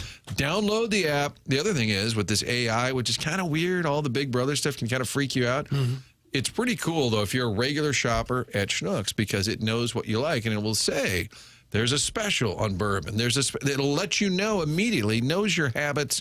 Download the Schnucks Rewards app. It's real simple. And right now, get $5 back immediately. Get yourself the rewards. Get the app. Do it all at Schnucks Rewards. You know, I was talking about Dr. Brandon Pryor of 100 West Dental, and I see he's in the YouTube chat, Doug, the TMA STL YouTube chat. There's two different YouTube chats, the 101 ESPN one and the TMA STL one. Right. I think there's a different tenor in the different neighborhoods, but Dr. Brandon Pryor's in there, and you always talk about how hot he is when he comes in to the studio, and he said, we can arrange that. We have a TMA guy in the dental chair as we speak. His wife is in the corner smiling as I berate him. Oh. So it sounds like there might be a cuck situation going on. Dental cuckold? A dental cuckold out on Manchester. Right across the street from Munganess St. Louis Acura. That's where the cucking's taking place at 100 West Dental. Who knew? It's a real niche industry, isn't it? It's odd, but he's a full-service dentist. And one of the key things about this program, and Jackson's passionate about it, is we don't kink shame. And if that's what somebody's... I do. I definitely kink shame. So if a gentleman supports the sponsor, goes to see Dr. Brandon Pryor, and his kink is for Dr. Pryor to cuck him, you would say, hey, I think he should be ashamed of that. I would. I would definitely say that right before he gets the x-rays. It is a mouthful, and it's delicious. Okay, now who was that? That was Lisa Ann, friend of the program. Oh, God. Isn't she the singer from Evanescence? No, that's Amy Lee. Lisa Ann, fantasy football expert, and she also had a starring role in Who's Nailing Palin? Was that 2009, Doug, or was it 2010? I don't know the years. They turned those around pretty quick. I bet it was 08. You think so? Yeah, I really? bet. Yeah, timed it out with the election. Well, it's wonderful. We'll talk more about the election. What are the odds that Jamie Rivers is friends with Evanescence? I know, and then That's Jackson's bad-mouthing him playing the wrong songs. Yeah, it's a billion-views song. Everyone's got one of those. And he wants you to communicate with him, but through the conduit that is Marshy Marsh and his wonderful hair. Seems like a win-win. So you get to talk to Marsh. Yeah, and then also Jamie by extension. This is great. I feel great. I'm worried about the tribute to Berube. When do you do that if you're the Blues? Always in the first period. First TV break. Timeout. Yeah. I'd say right at the end of the first period, so maybe Toronto can't get any momentum from that. Mike Caruso is probably the working locker. on that as we speak. He's turned into little Cecil B. DeMille. He has. He's the video guy. He's done some, we like to bust his balls on the program, but he's done some, like the Plager retirement where they brought down Barclays with Bob. I mean, that was like one of the greatest. That Caruso, I got to tell you, especially for a CBC guy, Jim Hayes called him the inexplicable executive. That's right, the inexplicable executive, Mike Caruso, which I don't know if that's an endorsement or not. I don't know. It seems kind of left-handed. It is a little awkward if you think about it, big picture. Yeah, he won the cup. Hey, let's have a standing ovation. The guy we just fired. I mean, it is sort of a we weird disliked him so deal. much. Yeah. Usually it's a standing we fired ovation. him less than a year ago, but let's do this unbelievable tribute, and it'll be great. And the thing about Berube that people at home would be surprised. Great sense of humor. Easy to deal with from a media standpoint. People would be like, "Oh, I bet he's really a jerk. He's mean." He was great. Even after he got fired, I had him on my show, and I was texting, "You good? You good?" He goes, "Give me 10 more minutes. Give me 10 more minutes." He kept saying, "Hold on." I was like, "Oh my gosh, let's go, let's go." He comes on. He sauld, "Sorry, I was visiting Chaser in the hospital." I'm like, "Oh, I'm the worst." Yeah, now you feel like an awful human being. And then he said, "Gretz and I stopped by to see," and I'm like, I guess I wasn't invited. It's just Gretz and Chief hanging out with Chaser. But he was the best to deal with. I'm looking forward to say it's going to be great fun. But if you're the Blues, I think Jamie's right. You got to get winning here. You can't really stop. And not that the players are going to stop and get emotional either, but you got to win that game. Yeah, the way that it's trending to have 2 straight games like that, I'm intrigued to see how they perform tomorrow night, because if that's carrying over into the Saturday night game with the Berube welcome back party, things could get off the rails quickly. This has not been particularly impressive, even though the record's 5-5. The way they've played has not been particularly impressive. All right, we will take a commercial break. It is TMA. It's presented to you by Brown and Crouppen. We're in the Fisher Window and Door Store 8 o'clock hour. My name's Tim McKernan. If you're watching on YouTube, the gentleman in the beautiful blue, what is that, a quarter zip? I'd say it is. 3/4 zip is Douglas Elvin Vaughn, Martin Kilcoyne, with a little orange. Tribute to Ricky Fowler. They're under the Marquette. Is that salmon maybe underneath there? A little salmon? Doug, is that salmon? We could call it salmon if you'd like. Sounds like Doug's exhausted by the color identification I don't think topic. it matters. And then Jackson is over there, and the audience is mad at him for not playing drops anymore. He has decided he won't play drops. I just played some. I'm supposed to bust up Jamie's call with like a meow drop? That would be cool. Yes. Right. Hey, listen, that's the green light I needed. Tim has gone full John Rooney. John Rooney's the best at describing uniform. They've got the red piping on the left sleeve, and he does like a full review of the... I like that. The stirrups to the left ankle, which continues through the index of the arm, and like he really like to set the stage here for the audience. He does piping a lot. I like that. Yeah, Doug's not happy with the Missouri uniforms. Don't get him going on that. All right, we will take a commercial break, come back with more TMA here on 101 ESPN.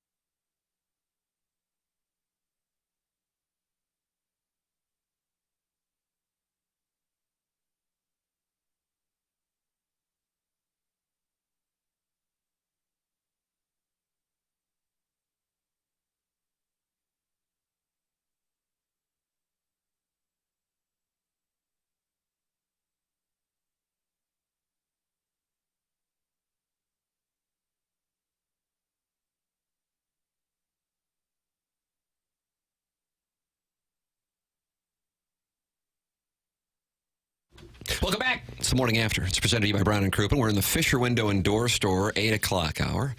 Tim McKernan, Doug Vaughn, Martin Kilcoyne, Jackson Burkett with you on the program.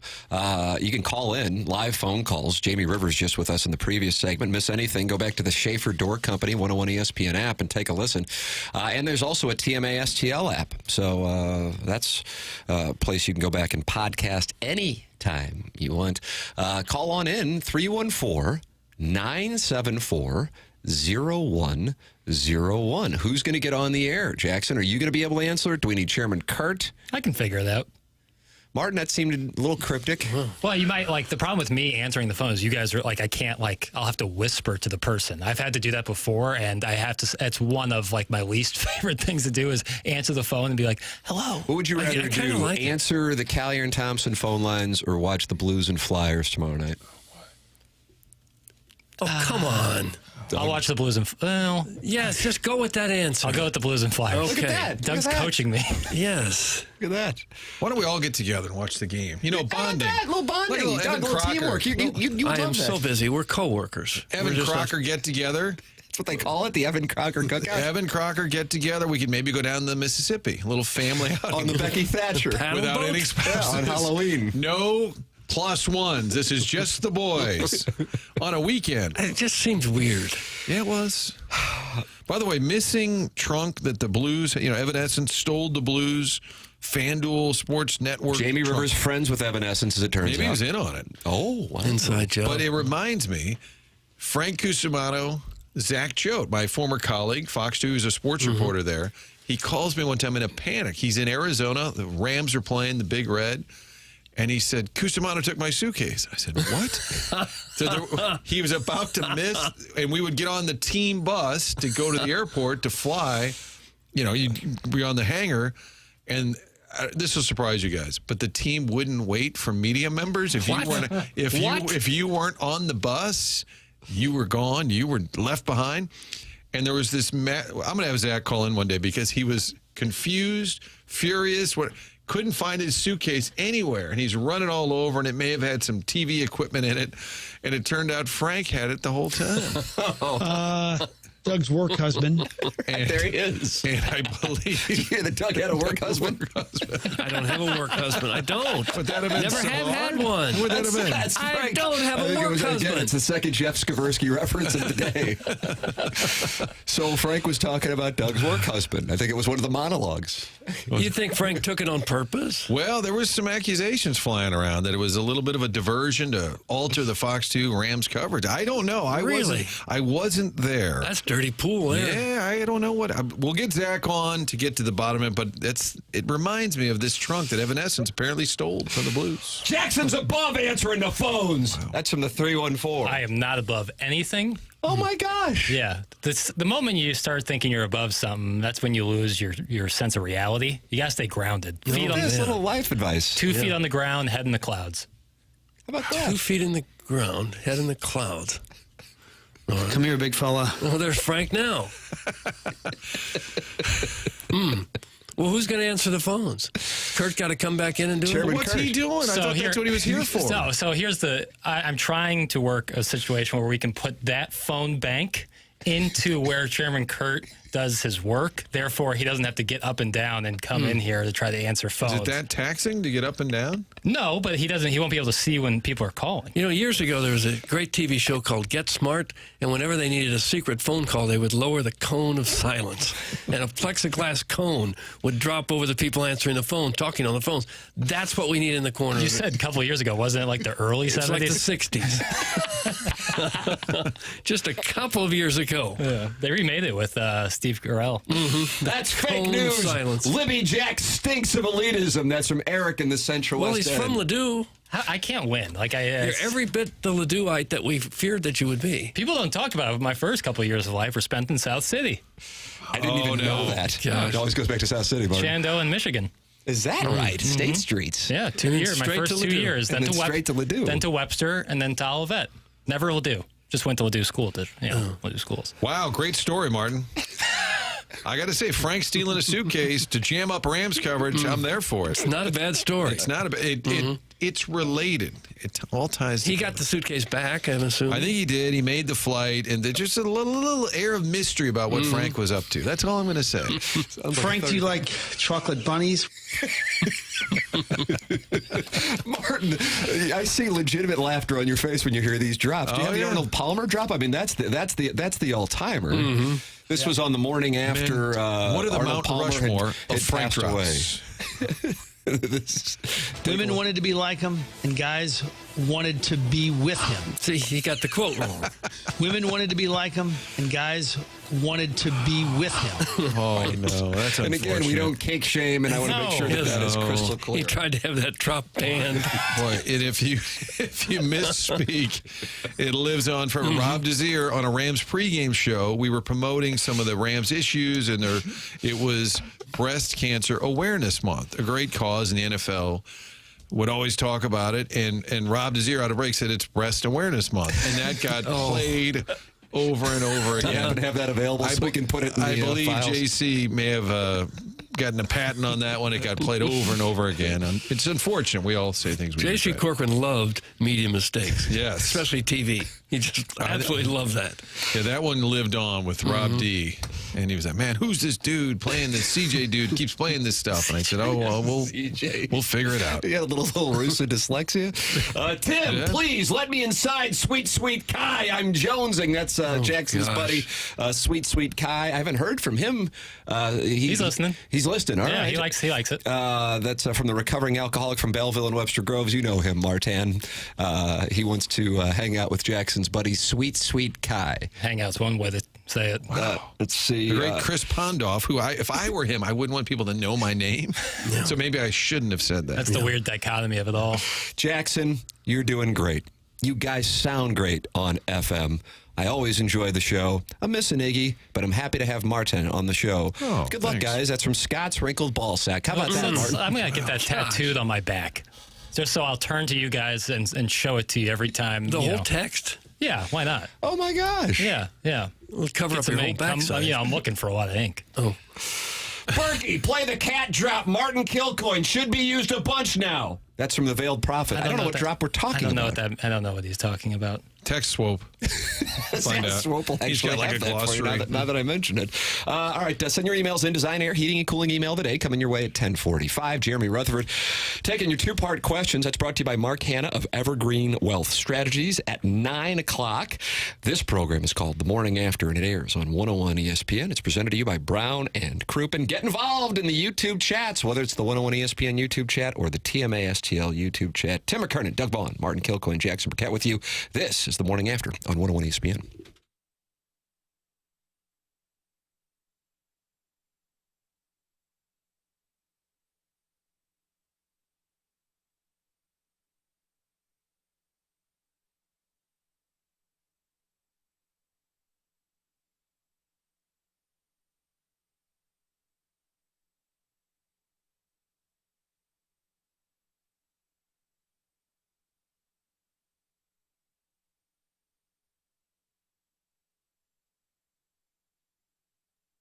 Feeling like you've lost your edge? If your energy, focus, or drive is not what it used to be, it's time to get back on track with Mentality Health, your local experts in testosterone replacement theory. Visit Mentality today at lowtusa.com. That's lowtusa.com.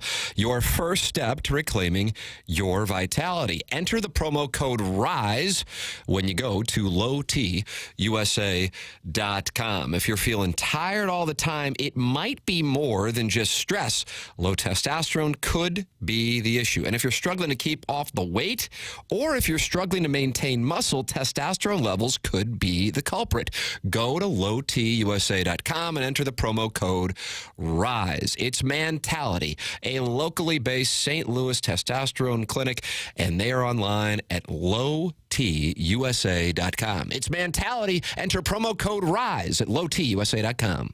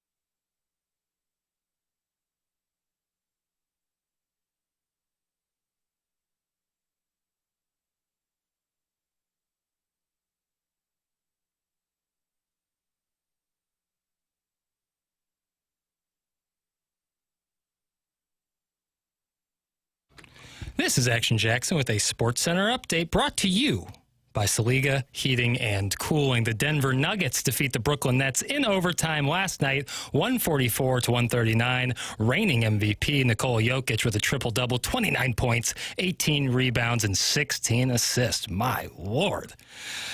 That was a SportsCenter update brought to you by Saliga Heating and Cooling, an independent American Standard heating and air conditioning dealer.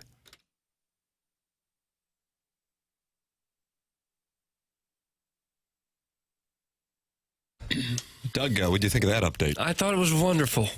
My Lord, that could be your go-to catchphrase. My Lord. That's my favorite song ever, My Sweet Lord by George Harrison. George Harrison. Okay. It's your favorite song ever? Yeah. All right. Martin writing down that note. I was trying to remember that. Keeping all these notes. All right. It's TMA. It's presented to you by Brown & Crouppen. We're in the Fisher Window and Door Store. 8 o'clock hour. We're inviting your calls. The issue is we haven't come up with a system in which we can answer them. Doesn't seem that hard. It really doesn't. Callier and Thompson phone lines. Well, telephone technology is rather new. Thank you. Phones haven't been around a long time, and nor have radio stations. So to marry them together and try to make it work is just not as easy as it sounds. Now, I see Chairman Kurt. He almost walked in, but then he walked away. So what he's doing there is he's looking through the glass to see if anyone's actively calling, and if they are, he'll come in and answer. If not, he will return. Ah, I see. 314-974-0101 for all your hot takes. Blues lose 8-1 last night in Ottawa. How do you fix this team? Who should be fired? 314-974-0101. Was that a little taste of begging for calls, guy? We're begging for the calls to be answered, I believe is what we're doing. That's a different type of format. Would you ever call into Larry King or any of the national shows? I remember as a kid, I think I did. Did you really? Not Larry King. Discuss? But you would get on hold for an hour and you would just wait. If you called a national show, and I don't think Costas Coast to Coast took calls, but I'm trying to remember what it would have been. It wasn't Larry King, but you would just sit on hold for up to an hour if you really wanted to get on one of those shows. So I think people don't get impatient if you hit the 30-minute mark. Did you ever get on one? No, I don't think so. I remember Claiborne put me in my place on Sports Open Line once. You called in with a take? I called in to complain about Mike Ramsey because he wasn't hitting much. And Clay said, you don't think Whitey's got better things to do than worry about that?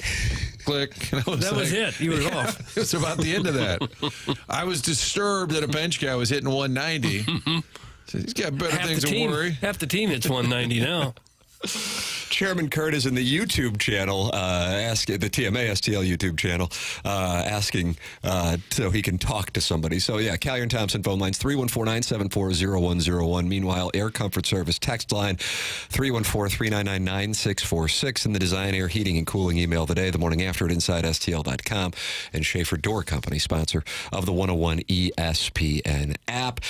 Martin, you had a chance to sit down with John Mozeliak. I played a portion of the interview following Game 4 last night of the World Series on Fox.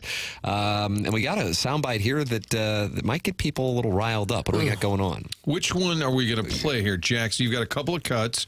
So there was the angle of the interview because Chaim Bloom was not available, and they're not supposed to talk specifically about players. They're not supposed to make news during the playoffs. It's sort of the rule, I guess. So nothing too specific. But the question, I believe this one is when I said, how did you get to this place? You made the NLCS 4 years in a row. Things were obviously humming along. How do you think you got to this place? Or is this the one I believe actually when I said, when did you realize it wasn't working? Because they've been patching it, as you guys saw last year with the Lance Lynn and the Kyle Gibson. When did you realize what you were doing wasn't working? Well, I think last year we invested pretty heavily in our starting rotation, and it still wasn't enough to put us over the top. And when you look at some of what else is happening in the league, you see other teams that have less of a payroll, but their commitment to development has proven to be fruitful. And so, we really took a hard look at what we're doing. I don't feel like our player development system or our amateur scouting department has not been productive. But I do think when you look at the business right now and everybody's fighting on the margins, you have to be getting the most out of your talent. And so ultimately, these changes we're making is really to do that. Looking for some human capital. I think the answer that played on TV for those who stayed up last night, the one that got some folks reacting was when I said, how did you get to this point where things have sort of fallen off, dropped off the standard that they used to have? And he said the number one thing is if you don't have a impact bat that you build around. He said we were lucky. We had Albert Pujols for 10 years. He said then we had to go out and trade for the Goldschmidts and Arenados of the world. But he said we had Oscar Taveras coming along who they thought was going to be their next big bat. Obviously a 5-tool player. I think a lot of people, it stings to kind of hear that all these years later. I think if you were talking to Mozeliak, he would say, well, connect the dots here because we lose Taveras, then we end up eventually chasing Ozuna, and then we give up Gallen, and we give up Alcantara, and he said, worst trade, he admits. That's a terrible trade, haunts him still. And then you start chasing pitching because you gave those guys away. I just think people don't want to hear that. That's 10 years ago. There's been so many other mistakes. He feels that's when they sort of got off track because you had Albert, and then you did have Holiday. And by the time Holiday leaves, which is the end of 2016, you're largely starless in 17 and 18. No offense to Jed Jerko, but you largely were a team devoid of star power. And then they said, we got to go get Goldschmidt. We're going to go get Arenado. I think there's some truth to it, but it doesn't explain all of the problems, all of the mistakes, all of the miscues. They have drafted, with their number one pick, hitters in most of the last 3, 4, 5 drafts. So they've tried to find, for whatever reason, they're either picking the wrong guy or they just can't develop him. Yeah, and that's the question I think they don't even know is why are they arriving at the big league level and can't succeed, whether it's Jordan Walker, whether it's Nolan Gorman. And I don't know if they have an answer for that. They're focusing on what's going on at the minor league level. Are a couple new computers going to change that? I know I'm oversimplifying it, and Chaim Bloom's a smart guy. I did ask Mozeliak, did he find anything that really caught you guys off guard? Like he noticed. He said, not really. Something Bill and I have been talking about. The problem is if you do that interview, none of the answers are going to be satisfying. Ask me any question, Tim, and I will answer. You ask me, if I were John Mozeliak, and I'm not doing a bit, just ask me any question that you seriously want an answer for. Okay. It'll probably be an unsatisfying answer. Here we go. But I'm prepared. Doug, I'm back in my television mode with you and KMOV, full head of hair. Is it 2-camera shoot? Heck of a little journalist. 2-camera shoot. Thank you very much. Nam? Nam is here. Where is Tim? Where is the kid? Let's go to the locker room. The great Nam in San Jose said to me, where is kid? I said, I'm sorry? Where is the kid? He went on a political shoot once with a photographer, and the security said, what are you here for? He said, I am here to shoot the president.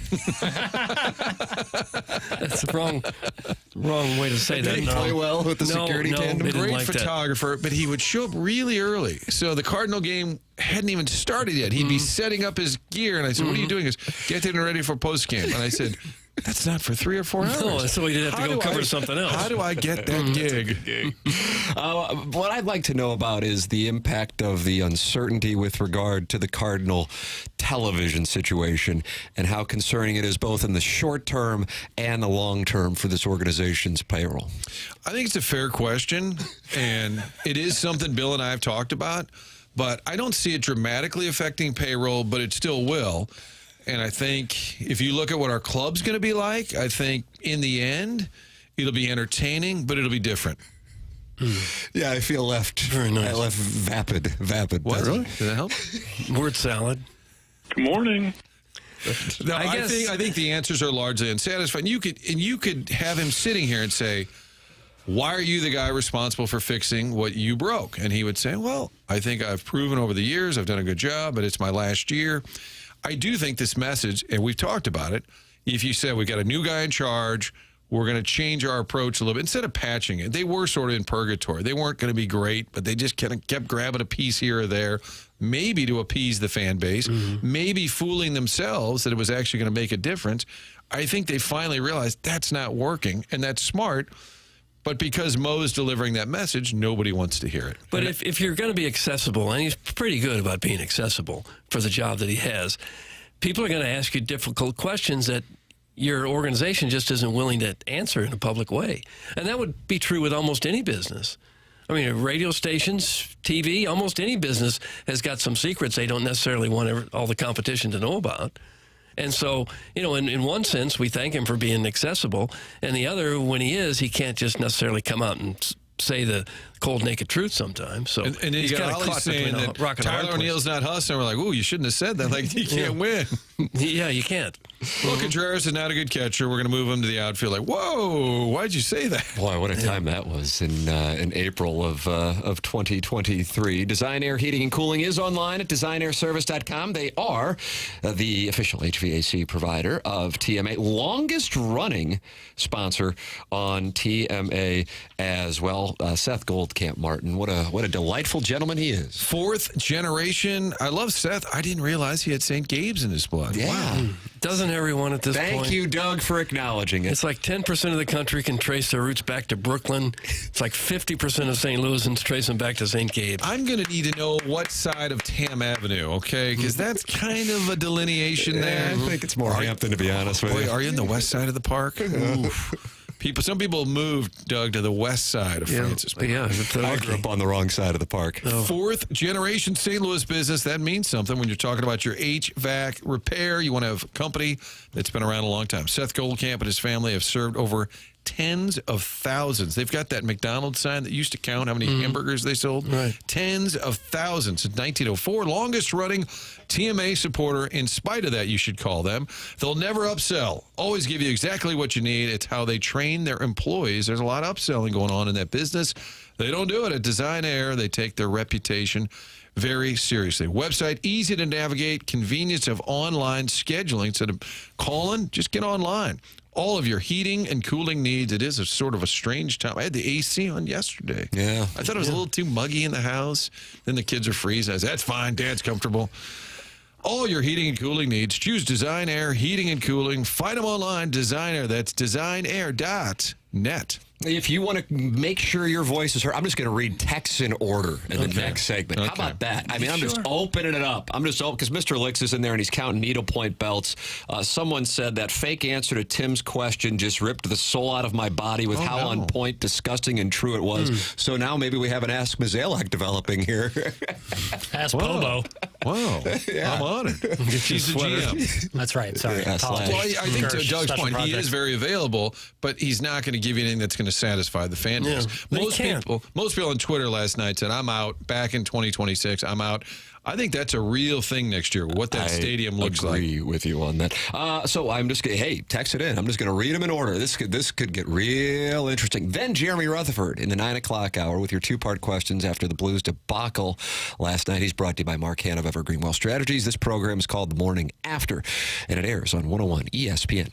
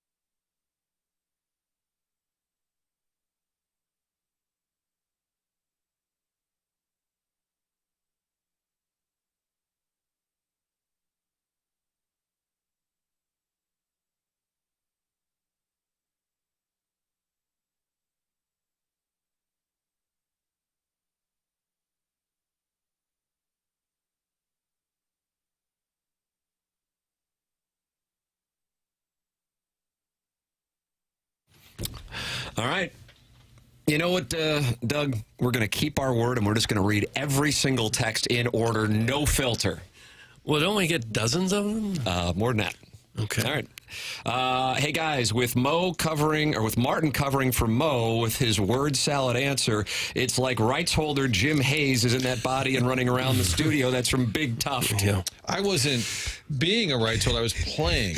That's right. Martin Kilcoyne. That was a drop that somebody's been begging for that I didn't remember. Thank you, the cat. Yeah, I had lunch with the cat yesterday. It was wonderful. Oh, really? Yeah, How's he doing? He's doing well. He likes cheeseburgers. That's his thing. Did he get a Were you there? cheeseburger? Were you watching? No, he always said he had a cheeseburger. He and Rennie, that's their go-to. Rennie will tweet a lot of pictures of cheeseburgers on the weekend. Yeah. But I know the cat loves a good cheeseburger. Has Martin heard his Meet the Press drop yet? That's from the Birthday Hawk. Jackson, do you have that one? Wow, you're ready with that one. That's impressive. Uh-oh. He's not ready. He's not ready at all. Doug's mad as a hornet. Well, he'll find it. Here you go. Ever watch that Meet the Press? What? Never mind. There's the drop. I have no idea. No context. We have some unique. Do you know what it was? What it was from? I have a feeling it was back when we were doing even higher brow radio than we're doing now, when we would call sorority houses and they would just pick up. To set the scene for a Mizzou game. Right. I think that's what it was. Get you ready. Well, Nice for the preview. listeners who are struggling with the format and all of the changes, let me just tell you, years ago, my dad listened to the show, and it was online. And I said, you could hear that every day because you just get on your computer. He said, yeah, I'm good. And that was it. Wasn't interested. He listened one time. Yeah. My family doesn't even know what I do for a living. And I don't tell them. I tell them I'm an accountant, and off I go. It works better. It's just Then you easier. go to the Blues game, It's they're easier like, that way. Hey, I'm Doug's prison wall. And they're like, excuse me? Oh, never mind them. The Village Bar has the best cheeseburgers by far. Thank Martin you. will tell you. It's from the 314. I'm a big fan. Yeah. But the cat and I say there's one guy who works the grill who does it better than others. And if we know he's working, we'll Really? order. Yes. This is I've something rarely had a bad burger at the I'm old just saying Village that there's Bar. even better. I'll hit that. I might have to hit the Village tonight now that this guy's got a. Did you ask Bowtie if he bought Pinocchio a new ball gag? That's from Chairman Stephen Wildwood, not Chairman Kurt, totally different chairman. That was on my list of questions. Did not get to dossier's that. just got ink all over it. I'm adding that for the next time we talk. Has Martin heard the Francesa Jesus drop? Do you have that available when somebody called that? I think Martin needs to hear that. I don't know. Jackson's over there. He's scurrying to get. Remember Stedman Martin, the board op on the original Morning Grind? That guy had drops like 10 seconds before we even got to it. I don't know how he did it. Do we have the call? Can we have the call? Oh, Stan Lee died? Stan Lee. You have to give me a moment. Okay. Give him a Just moment. keep reading the text. A lot of Stedman levers would over there. text me about twice a year, even though we hadn't done a show forever. And his whole thing was Rick Barnes. He always said Rick Barnes would choke in the tournament. And as soon as Texas would get knocked out and then later Tennessee, he would just text me, Rick Barnes, baby. Rick Barnes. That was his. That's the only thing he had. It was a one He's the take. greatest guy That ever. was his thing. Hey, Martin. Hold on. Here we go. All right, go ahead and hit the lever, please. Eddie in Hoboken. What's up, Eddie? Hey, what's up, Mike? What's Hey, happening? Mike, Stan Lee died today. Did you ever meet the guy? What do you think of him? Stan Lee. Yeah, Stan Lee. I don't Never know heard who of he Stan is. Lee? Don't know who he is, no. Jesus. No. Who is he? Who is he? Who is Stan Lee? He was one of the creators of Marvel Comics. Oh, who cares? Gosh. You didn't care that he died either? Do you guys have a Francesa drop on every dossier? I think I have 40 clips of it. I can't tell what's from the day before and what we didn't get There's to. evergreen, then that's why it's a fluid dossier. That's why it's Doug. It always goes back to Fluid dossier. Brick by brick. Jeremy Rutherford is actually in the building. Oh, my. In the building. And he is going to join us in studio. He'll read your text. He will absolutely read your text. Two-part questions. He's brought to you by Mark Hanna of of Evergreen Wealth Strategies. Mark is online at evergreenstl.com. Can't say enough good things about Mark Hanna of Evergreen Wealth Strategies. And I can't say enough good things about Jamie Burkhardt and Peter Munganast, and then Ryan Seiberg in the service department at Munganast, St. Louis Acura, and Munganast, Burkhardt, Alton Toyota. They're online at stlouisacura.com and altontoyota.com. It's where me and my family have been going to get our cars now for a number of years. Just sent my little sister out there a couple weeks ago. Can't say enough good things about the people and the way that they work, and really the accessibility that they have with our listeners. They even set up a number specifically for our audience members to call or text to the people who run the dealerships. Here's the number, Doug. Okay. 314-252-0029. 0029. And it takes you to the Muckety Mucks. And you can text it, you can call it, and you're talking to Jamie Burkhardt, who is a wonderful person, loyal listener of this program and has been for years. Peter Munganast, wonderful person, loyal listener of this program. And Ryan Seiberg, also loyal listener who's in the service department. So even if you didn't get your car from Munganast, get it serviced at Munganast, stlouisacura.com and altontoyota.com. And the secret number for our listeners is the following: 314-252-0029. Your two-part questions following the Blues debacle last night. The 7-goal loss to the Ottawa Senators. Jeremy Rutherford will be fielding those questions in the Air Comfort Service text line as we start our 9 o'clock hour, brought to you by 5P Academy and Hustle and Heart Sports Performance. It's coming your way. This is the Morning After, presented to you by Brown and Crouppen on 101 ESPN.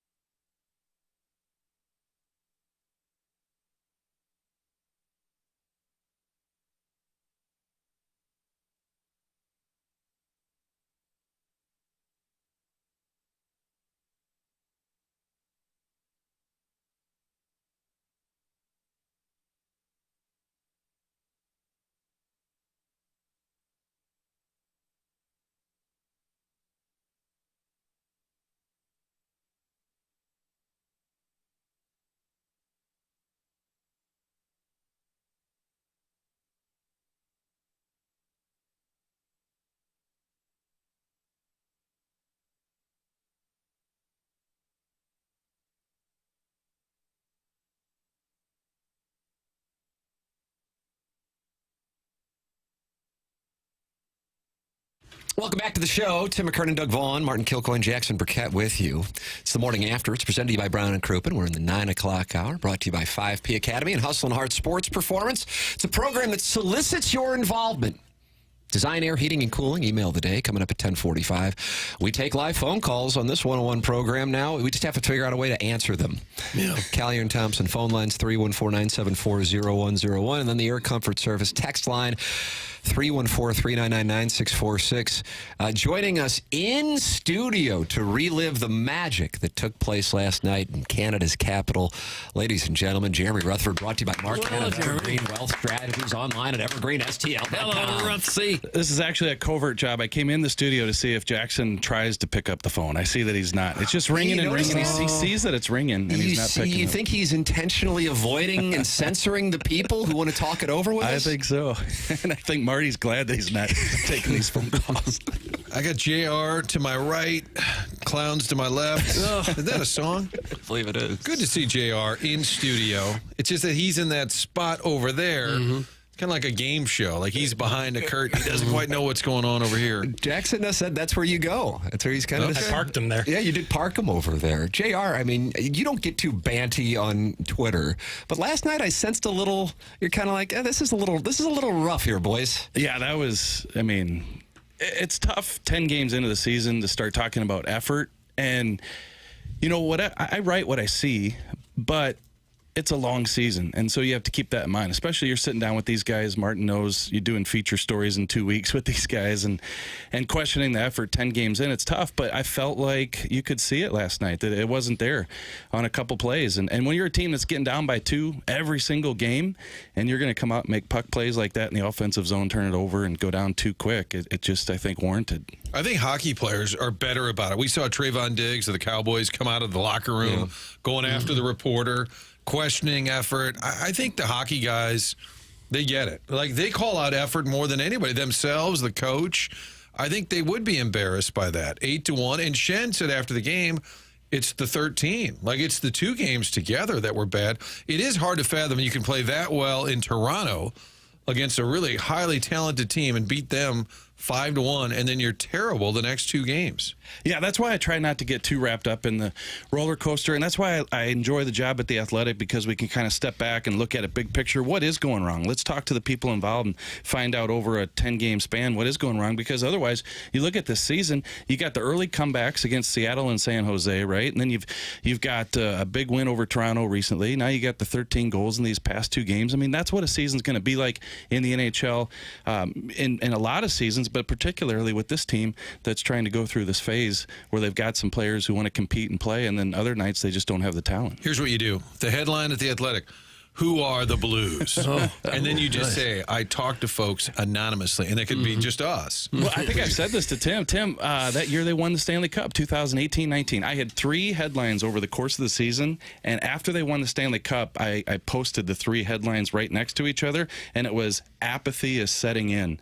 And then it was, could they really do this? And then it said, these guys are legends. That's 3 headlines from the same season. How about that? Yeah, I don't know what kind of transition is upon us, but this is pretty critical, because if you have another bad performance, that would be 3 straight. And then you got Berube's return on Saturday night, which will be an emotionally charged atmosphere. So tomorrow night's game has some added importance, even though the team is sitting at 500. We welcome you to send in 2-part questions to JR. Keep it clean. Yeah, clean. Doug's requesting clean questions. I can't control that. 314-399-9646. Jeremy Rutherford, brought to you every Wednesday here on TMA by Mark Hanna of Evergreen Wealth Strategies. Hey, JR, 2-parter. Have you made any headway with Gary regarding bringing back the home white sweaters? And second part, my wife is like the TMA billet mom, want to take a ride. That's from the recovering alcoholic from Belleville and Webster Grove. So the tone of the 2-parters is not going to change down the hallway here. No, we are who we are. Marty, do you get a lot of the white jersey, home jersey stuff? No. At the 2 Fox? No, producer Dave Jobe, he's old school. He gets mad about some of the jersey stuff. I'm not... The country roads thing people would complain about. Yeah, and by the way, I don't think it's gone. I think they've moved it. It's now played occasionally, but not all the time. Yeah, I believe that's the update. Yeah, and I think they moved it up to the second period too. And yeah, with the jerseys, heck, now they got like 5 or 6 of them. So how do you know when they're going to wear the white? It seems like every time my little 11-year-old comes up to me, I'm buying a new Blues jersey somewhere, different color. Oh, that's the whole game, right? Yeah. That's why they do it. I went through that. Every time we'd buy a jersey, the guy would get traded. I bought a Brad boy's jersey once for like $120. I mean, he was gone 5 minutes later. There was a Jay McKee jersey one night, and I tweeted out, who in the hell has a Jay McKee jersey? Like one of their terrible signings. And he tweeted back, maybe it's me. Oh, and my it was goodness. actually him. Oh, wow. He had a good sense of humor about it because they gave him a bunch of money. No, as a wedding gift, my mom got my wife and I Cardinal jerseys with the last names on the back, and 2 times it's popped up. Once, don't wear a Cardinal jersey with your last name on it to Wrigley Field. That's a no-no. Somebody said, hey, who's Rutherford? And I said, well, he was an all-star in the 60s. And then it was, no, he's not. He's a blah, blah, blah. And then also, I will be proud to tell you that I sat about 10 rows in front of Barrett Jackman one time. So, hey, get some good seats, Barrett. And from behind me, I hear him chirping. So I love looking for the old school. On any given night, you're down like, wow, somebody's got a Tony Herkus jersey. The Herkus. Those are the safest ones to have.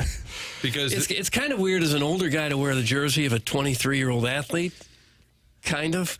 But if you wear a Federico jersey or something, you can get away with that, right? Yeah, the legends. Yeah. I think it makes sense. I was going to a Cardinals game a few years ago. My wife said, I got to get a shirt to wear. She's not a big diehard sports fan. She comes home, said, this one was on sale. It was an Ozuna jersey, and I said, well, he doesn't play here anymore, and he just got charged with domestic battery, but how much did we pay? Still a good jersey. Yeah, you can wear it. It's still fine. A good night. Just wear it. It's fine. JR, could Bannister's tenure as coach be much shorter than expected if the Blaze don't pick it up soon? Seems like they lack sandpaper, and maybe Ott could get them going. And second question, how close is Jackson to being banned from Enterprise Center with his lack of focus on our Blues, instead favoring meaningless basketball games where players sit, quote, just because, even a few weeks into the season? That's from Carlos Spicy Wiener, and I think he's a TMA Hall of Famer. Oh, I just love it. I was walking the 2-mile walk each day a couple days ago when you guys were on, and I heard the NBA. Oh, look at that. Look at Athletic that. Jackson, t-shirt, he's flashing the just for Athletic JR. logo. I got my Athletic shirt. And I heard the basketball update, the 50 points for the one fella, and then I just knew it was coming up next with you guys. That was awesome. It's a tradition. That sounded like a little NHL condescending NBA. That's what it pushing was. over to the corner. That's what he's doing. Yeah, the 50-point fella. I think Bannister has been good since day one at being tough on these guys. When you're the new coach and you replace Craig Berube, I think you're probably a little intimidated. But I just feel like Bannister, I know he's not a big name, but I think he's not afraid. Like today, he may be skating them into the ground. He has not tried to be their friend. No. And that's one thing I've liked right away. Yeah, and I think that he's doing the right thing. And I know that people are a little underwhelmed with Drew Bannister. You know, maybe don't think that he has a presence. You know, I beg to differ. Like when we're at the rink, you know, he pushes these guys. And listen, you know, I've seen it year after year. You bring in the different coaches, and what changes? The effort's got to change. The players got to change. The mentality of the team has to change. It's not necessarily the coach. And so even though he doesn't come in with the resume, he is trying to push the right buttons. And in terms of where they're at in their stage of retool, you know, I think he's the perfect guy right now. And then you give him a chance and see what he can do with this thing. Hey, JR, is Monty going to get a contract in Boston, or are the Blues waiting that out? Second question, can I sniff your corduroy to see what you ate in the press box last night? That's from the self-made stay-at-home Ledoux mom. Oh, yeah. Oh, gosh. With that corduroy, I did get assigned. Do you like how it's answered? Yeah, okay. I did get assigned to cover a golf tournament. I think it was out at St. Albans years ago, and my dumb butt wore like a Jay Leno. There's an avatar. My dumb butt. Be texting in tomorrow. My greasy dumb butt. I wore like a Jay Leno denim outfit out to this golf tournament out at St. Albans, I think it was, and I had a gentleman come up to me and he said, sir, a couple of the members have complained. Do you have any extra clothes in the car? I'm a reporter. I make $42,000. I'm covering the tournament here. Humble brag. Yeah. You're the guy bringing a denim shirt to St. Albans. You think the members really did complain? 100%. You think, or was it just the guy talking to you was complaining? That could be the case too. Doug left his khakis over at my house last night, and I decided to wear them with my Phil Housley jersey. I looked silly, but love makes us do weird things. That's from the hipster of Tower Grove South. You know the hipster of Tower Grove South, Doug? Well, I've met him before, but I did not leave my khakis there. I had them on You left all your night. dentures there. Sub JR, two-part questions. Number one, if the boys can get hot, can they win this baby? And number two, have you tried the new standalone Auntie Anne's in downtown St. Louis? It's all the buzz down here in the Sun Belt. That's from the Vice President of TMA Special Projects, Mario and Charlotte, also known as Stan Lee. Oh, goodness. Love me some Auntie Anne's. Maybe go out to the Mills, Marty. Oh, Mills, what a venue. Boy.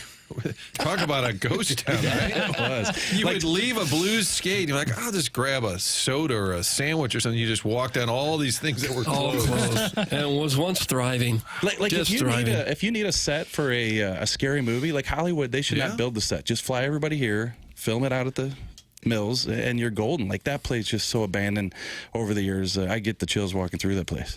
One of my favorite things is to hear about players who have sandpaper in their game. Yes. Which Blues players have sandpaper, and what grit exactly are we looking for?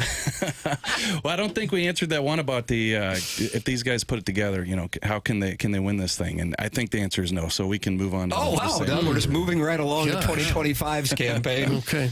The answer is no. Sandpaper. Who is it? I think it's Torpchenko. Yep. Walker. Extension season. Yeah. I think Matthew Joseph has showed some sandpaper there. Sandpaper. Foxa. Fox's got a little 40 grit course A lot of sandpaper. those fourth line guys. Yeah. Can you win with 12 sandpaper forwards, Doug? Well, you're going to need a sniper.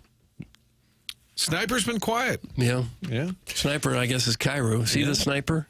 He would be the sniper. He's your sniper. He's been a little quiet. As is a tradition on Wednesdays, JR, Harrison's brother Master, has sent in his text asking about what's going on with Jordan Kyrou. What is your answer for that question? I mean, he is still leading the team, but he hasn't scored a goal. Yeah. Since, So does he just say that and then copy paste? He texts throughout the course of the program and rarely is pleased with the show. Yeah. No, I gave the answer with Kyrou, and I know he wasn't happy with it last week, and here we are another week, and he hasn't done much, so maybe he's onto something there. But I think that, like Jamie said earlier to you guys, he created last night. Even though it wasn't much of a game. He has not scored since opening night, so you can't have that, right? A ton of assists, but this is a guy who's getting paid to score goals, so you're going to have to see more from him, but it's not just him. Look at the top six. Like I tweeted it last night, Tim.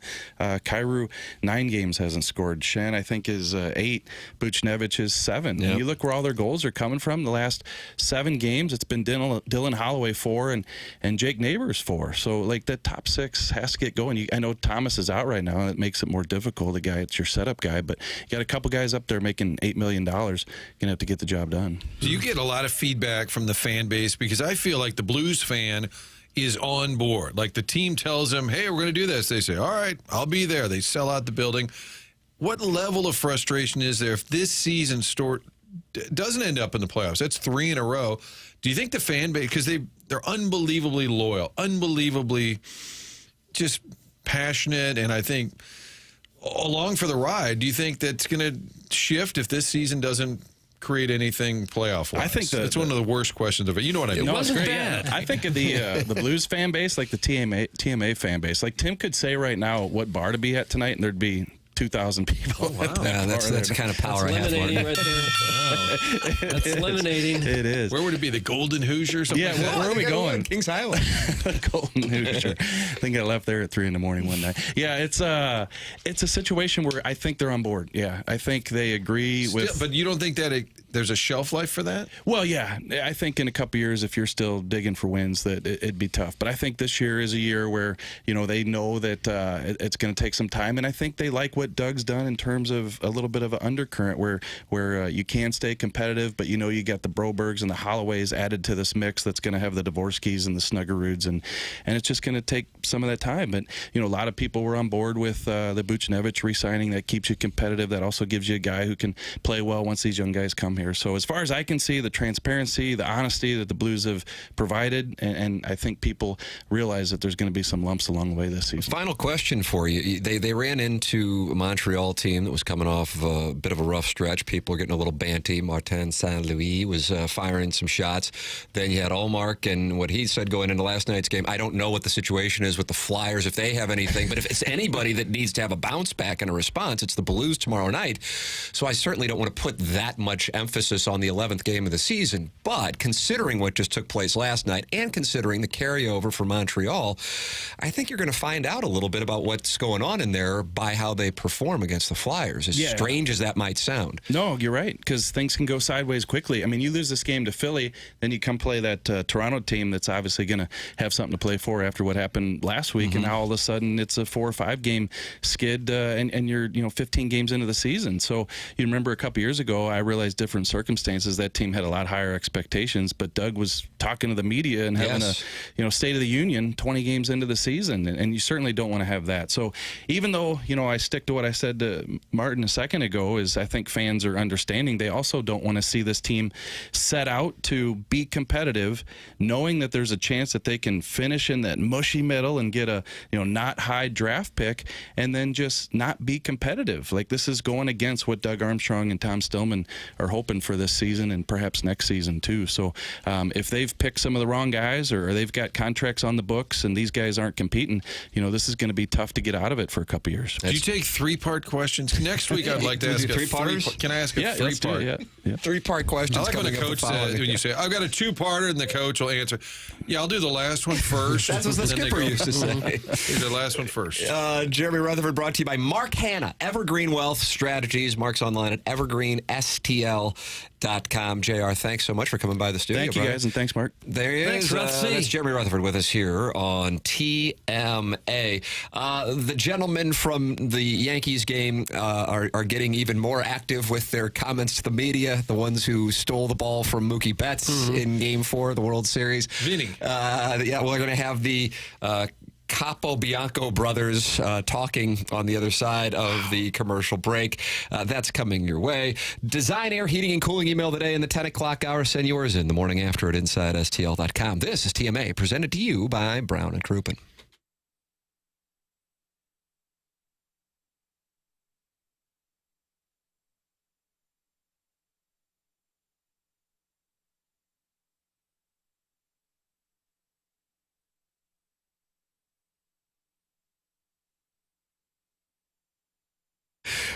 Jeremy Rutherford brought to you every Wednesday on TMA by Mark Hanna of Evergreen Wealth Strategies. He's online at evergreenstl.com. His number is 314-889-0503. I've gotten to know Mark over the last 7 years. He is a first-class individual, and I am telling you that if you give him a call at 314-889-0503 or go online at evergreenstl.com and then set up a conversation with him, you will leave that call feeling better about yourself and then also about your financial situation. I think a lot of people might just put it off because they don't want to deal with any potential negativity, but the reality is the first step is making that call and talking with somebody who treats everybody's situation individually. That's Mark. I'm talking about a first-class person who not isn't only a financial guide, but really a life guide. Think the world of him. I recommend him wholeheartedly. Again, online at evergreenstl.com. That's Mark Hanna, Evergreen Wealth Strategies.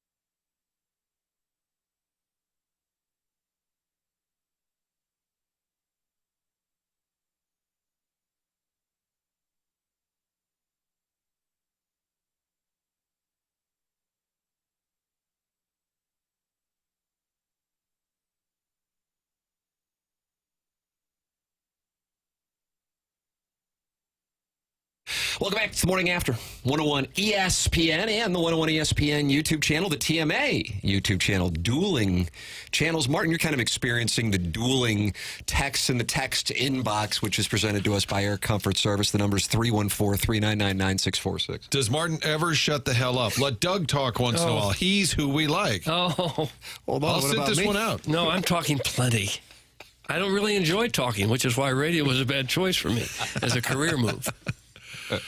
What else do you see in there? Somebody said they were happy to have Martin on, and they were willing to change their text name. And then I looked, it's Doug's Prison Wallet, but somebody texted in earlier as Martin's Prison Wallet. So I think I hate to say it, but I think the domain is now taken. People are squatting domains. JR gave us the mushy middle, my greasy butt. Yeah, these are all the names that get sent into the program. The Capo Bianco brothers decided to go to the World Series last night, and Mookie Betts went over to catch a foul ball in bottom of the first inning. It didn't necessarily go particularly well. Jackson, you don't have the audio of the call when this took place. I do indeed. It's a delay tactic. And yeah, Betts has that ball in his glove, and this fan literally tries to take his glove off. Pries the ball out of there. A for effort. Well, he won't be watching the game much longer. And he was tossed, as was his brother, Doug. That's Austin and Peter Capobianco. Right. And they did an exclusive with ESPN, so that's a big get. We always joke about the ball coming over into our area. Said Capo Bianco at a local bar after the game. Hard to believe he was at a bar. What was the reporter doing there? Did they just walk out of the stadium to follow him? I don't know. I just read what's in the teleprompter. We always joke about the ball in our area. We're not going to go out of our way to attack, but if it's in our area, we are going to D up. You're not allowed to D up. This is what they were telling the security. They were marking their line, saying if they come in my zone, I'm going to blow them up. They said attack. Someone defends, someone knocks the ball. We talk about it. We're willing to do this. Calipari, Izzo, and if Patino was in here, we're talking Italian special. We're talking rigatoni, marinara. I was live at the bar right there. Gosh. And later in that article, he says that they were told that they will be allowed back for Game 5. Oh, God. They'll be heroes. Like Jeffrey Mayer was like at the World Series parade in '96. You think Cashman threw around a little weight and said, bring these guys back? I don't know. Are they going to go Fat Joe and give him a mic? Yes, let him perform. They actually might. That might get the stadium fired up. I'm all in. If you could pick a stereotypical New York obnoxious, know-it-all, loudmouth fan, it would be what this guy looks like. They probably pay. He's perfect, isn't he? They probably pay $2,000 a piece for those seats. Oh, probably so. Right on the foul line there. Yeah. The Yankees have not responded to ESPN's request for comment, but Capo Bianco is continuing to talk. I don't know if he's still at the bar. Quote, I know when I'm in the wrong, and as soon as I did it, I was like, boys, I'm out of here. I patrol that wall, and they know it. So he's known for patrolling that wall. I wonder if maybe he hijacked a truck to get the tickets in the first place. I feel like that's anti-Italian-American slander, and as somebody who's married to an Italian-American, and I've dealt with Jackson's anti-Irish-American and anti-Italian-American comments for years, I will be condemning that here, Martin, and I hope you join me as a bridge between the Irish and the Italians and the wahs that are going on. Oh, there's too much hate. Yep. It's time to bring everyone together. All the paisans are going to be jumping with joy. We're kind of seeing a dangerous precedent here. They had that incident where at Texas where people threw stuff on the field. And they overturned the call. And they overturned. And this guy, sure, you interfere with the player and possibly hurt him, we'll let you back in tomorrow night. That's crazy if they're going to let him back in. That's crazy. Well, they're going to be celebrities now in New York. Oh, yeah. Yeah, they're ponied up at the bar. Everybody's buying them drinks, and they're doing interviews. He could be the next Hawk Tua guy. Yeah.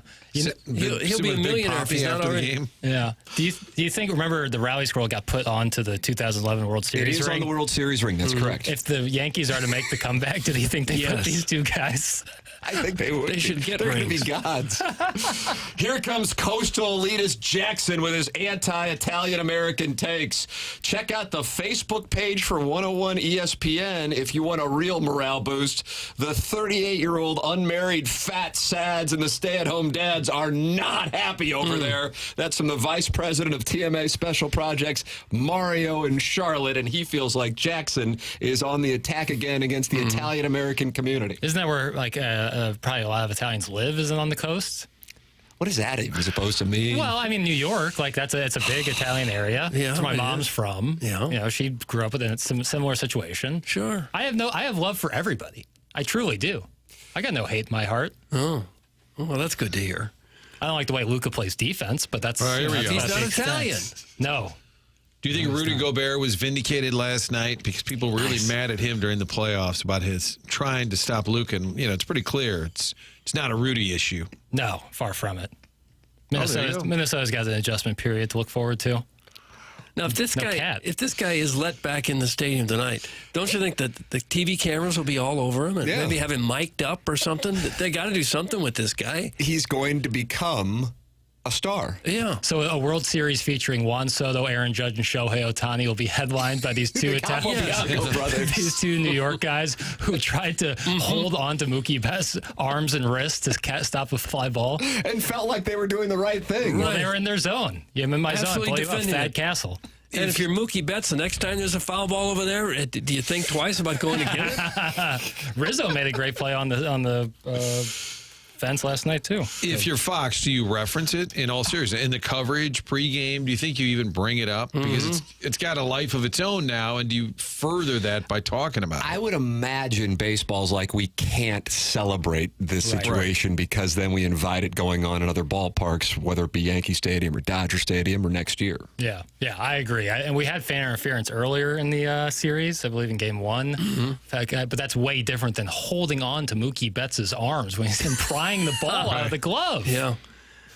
Well, if you ever got frustrated by the security measures they take when fans walk into the stadium, you see why they do it. Yeah, 100%. The Capobianco brothers. The Stuckey brothers and the Capobianco brothers.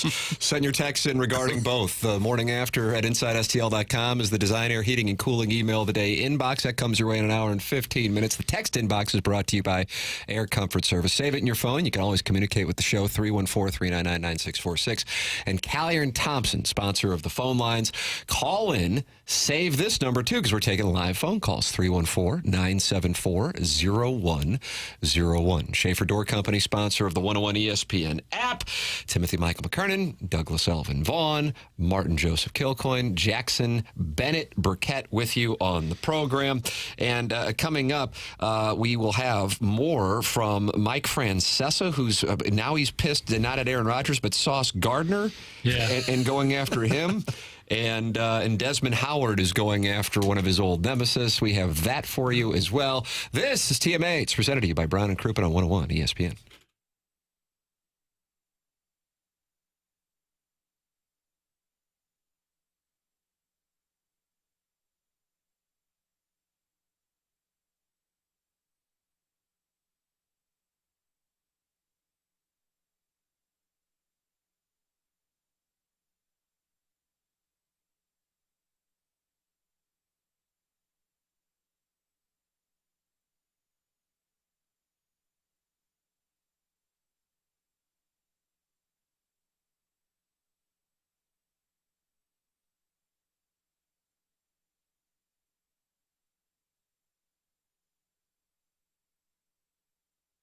Schaefer Door Company, sponsor of the 101 ESPN app and the TMA STL app. Download both of those.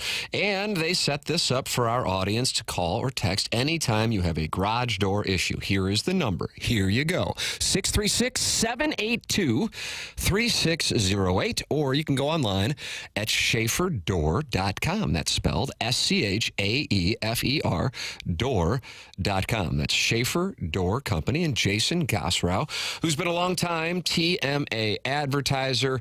And Doug actually had him work on his garage door when it broke earlier this year, and they fixed that quick, fast, and in a hurry. They service all kinds of garage doors for both service and new installs, and they have Monday morning standby service for those doors that break over the weekend. They service commercial doors as well, so if you run a business or warehouse with big, tall doors, Schaefer is experienced in these types of jobs. Go online at SchaeferDoor.com. SCHAEFER door.com. That's Schaefer Door.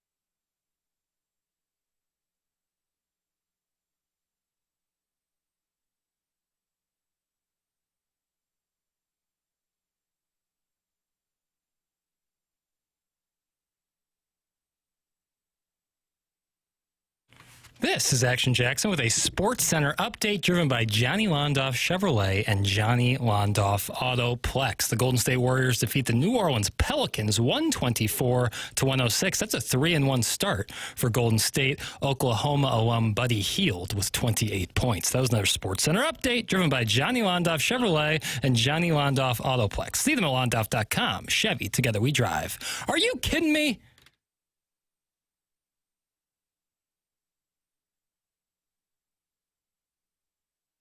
Welcome back to Morning After. It's presented to you by Brown and Crouppen, 5P Academy and Hustle and Heart Sports Performance, 9 o'clock hour.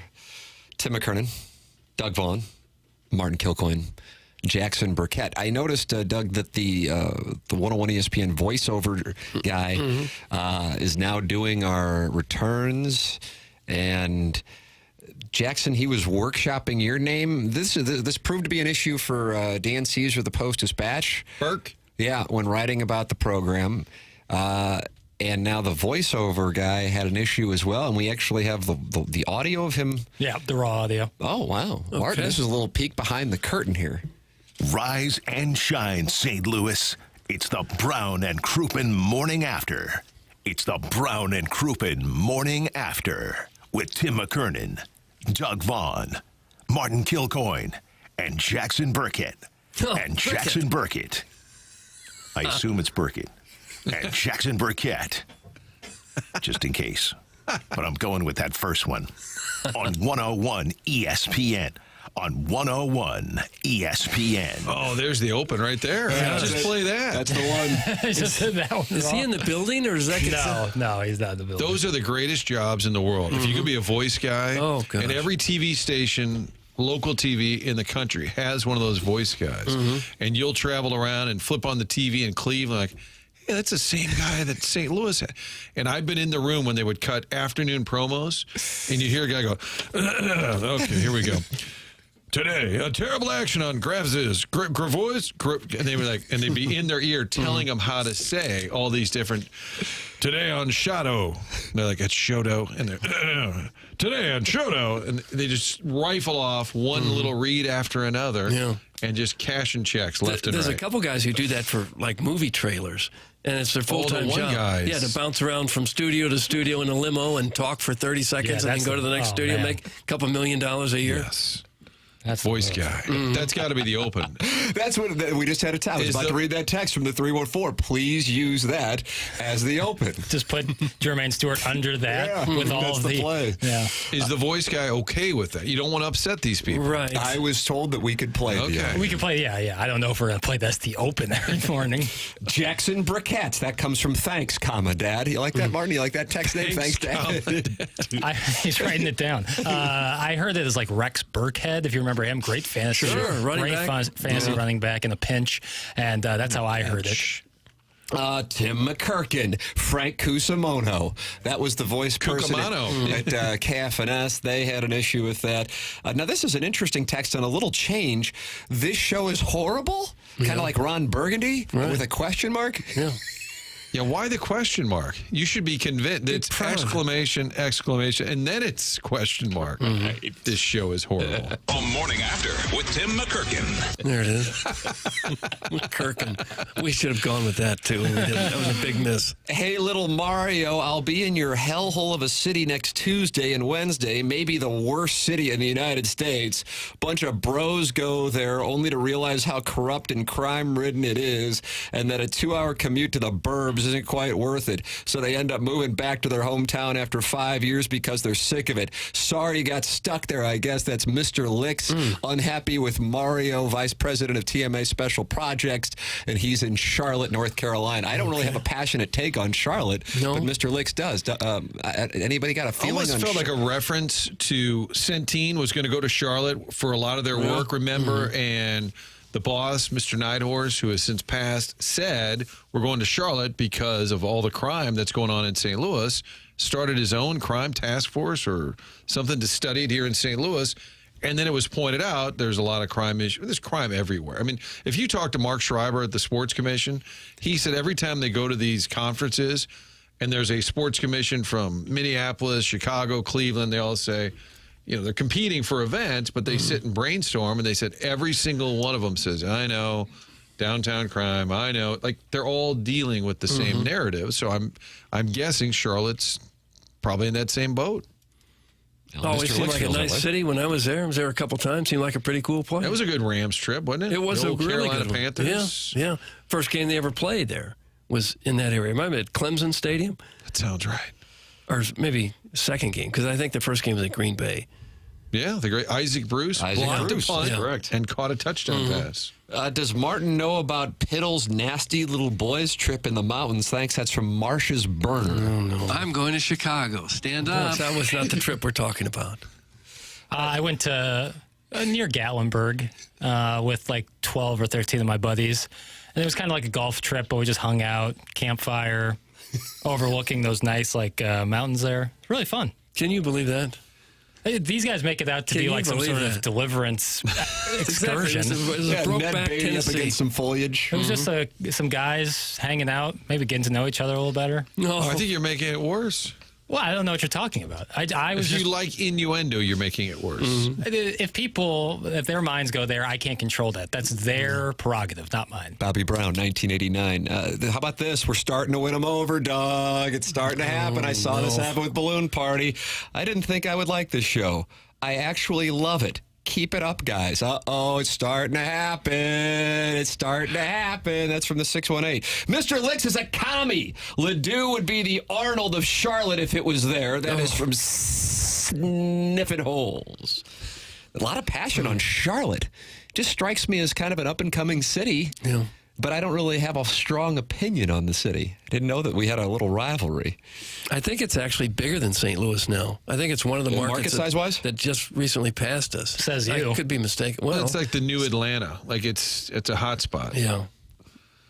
My favorite part of the show is at 10 when Martin leaves. That's also my favorite part of the show. To be honest with you. Martin talks more than Iggy. Jesus. Bob Wagon, which I can't tell if that's a name or a nickname. Yeah. That is Frank a guy. Cusimano. No, that's So I shouldn't have read the man's name. I thought it was a nickname. No, I believe we read an article a week or two ago, and a gentleman was quoted in the article, and his name was Bob Wagon. Yeah. And then, as what happens on this show is people then take that as their text inbox name. Because you were friends with Bobby Magic, and I thought this That's right. guy. I saw Bobby Magic at Immaculata. Patrick at Immaculata's on board with the show. Martin, full circle. Wow. How about the human ashtray? Whatever Human happened to him? ashtray. That's the MVP. Yep. Who's doing Design Air? Me? Yes, sir. All right. Well, Design Air is on board with this program. Martin, Doug, and I are all clients, and they're the sponsor of our Design Air heating and cooling email of the day. Send yours in the morning after at InsideSTL.com. I've gotten to know Seth Goldcamp over the last decade, as he's been a longtime sponsor of this program, and he has been working with his team on our home, on Doug's home. Martin has worked with him as well. It's Design Air Heating and Cooling online at designairservice.com. Even though we've had incredibly temperate temperatures here over the last few weeks, inevitably, you know, it's going to get cold. It looks like maybe next week is when it starts to happen. Fine. Make sure that your heating service is firing on all cylinders when you got to use it. Go with Design Air Heating and Cooling. You go online at designairservice.com. The longest running sponsor on TMA is Design Air Heating and Cooling. How about that? Seth Goldcamp's been with us a good long while, and we're grateful for his support. It's Design Air Heating and Cooling online at designairservice.com. Sponsor of our email of the day. Send yours in the morning after at InsideSTL.com. First place I think of for a golf trip's Gatlinburg. Nice. It's from Harrison's brother Master. Sounds like he's suspicious about the trip. Matter of fact, the first course we played that was one of the worst golf courses I've ever played. So in my you're life. on board with Harrison's brother Master. He wasn't wrong there. The second one was better, but they just aerated. But the first one like barely had grass. Like that was the last time we let one of our buddies book a golf outing. That was awful. And who did that, Herb? MPK. Doesn't want to be named. MPK. MPK. Yeah, he messed up big time there. Does Martin know Doug and I have a thing? And by thing, I mean we've done it. That's from Ancient Joe's Cave Ride Magic. Why? Gosh, I was unaware. Why do we have to deal with this? He's trying to freshen Martin up on the program. You know, Martin's been away for 18 years. Somebody said, does Martin know how lucky he is to be working with Tim? That's Who do you think that is? You think my dad found the text inbox ever? Really Local important. broadcast hero, Tim McKernan. There's another one. It's Chris Gardner. He's a senator. It's really important you join Timmy on the show. It'll make it so much better. You know, if you can, just talk a little less because people want to hear Timmy. He does sound like Jimmy Stewart. Yeah. I'm gonna call your dad later. Yeah, you need to freshen it up. I do, but now I'm kind of stuck. I like the Jimmy Stewart voice though, because it's not accurate, but it is funny. I'm so far in on it that I think I've got to It really makes me laugh. I got to stick with it. Jackson, wasn't there only 5 or 6 bedrooms? That's the issue. That's a lot of nuts to butts. That's from the 636. Yeah, but bedrooms can have multiple beds and air mattresses. It's not. We weren't, doubling up. We weren't going Dutch on a bed. What do you mean heard Dutch? the term going Dutch? Well, That means you got to pay yourself. Splitting the bed. One buddy did throw up in one of the beds, so It was Private Citizen Pete. that bed was rendered useless. So that it was did, Private Citizen Pete. No, it was the professor. There's a lot of names. Is this a game of Clue?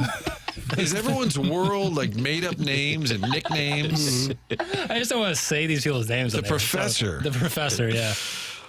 618 can go ahead and take a swan dive off his back porch. That's some Scissor Me Timbers. I don't know who that's in reference to. We get a lot of texts on the program, but it's good to see that the audience is still sideways with each other. And then let me see what's going on in the YouTube chat. Martin, an active poster in the YouTube chat, the TMA version, where 245 people are talking it over, is the Boston Market ad bot. And he wants to know, where is the TMA trick-or-treat meetup? Is it at Wilmore Park again? You know Wilmore Park right over there. It used to be by St. Redbird Lanes. Raymond's or St. Raphael's? St. Raphael. Yeah, right over there. Where the weird triangle. That's right. It's an Loughborough, awkward- kind of, and Jameson kind of like yeah, say hi that's to right. each other. Yep, that's exactly. I like that. Say hi to each other. St. Raphael the Archangel. St. Okay. Gabriel the Archangel. All right. A lot of archangels, Doug.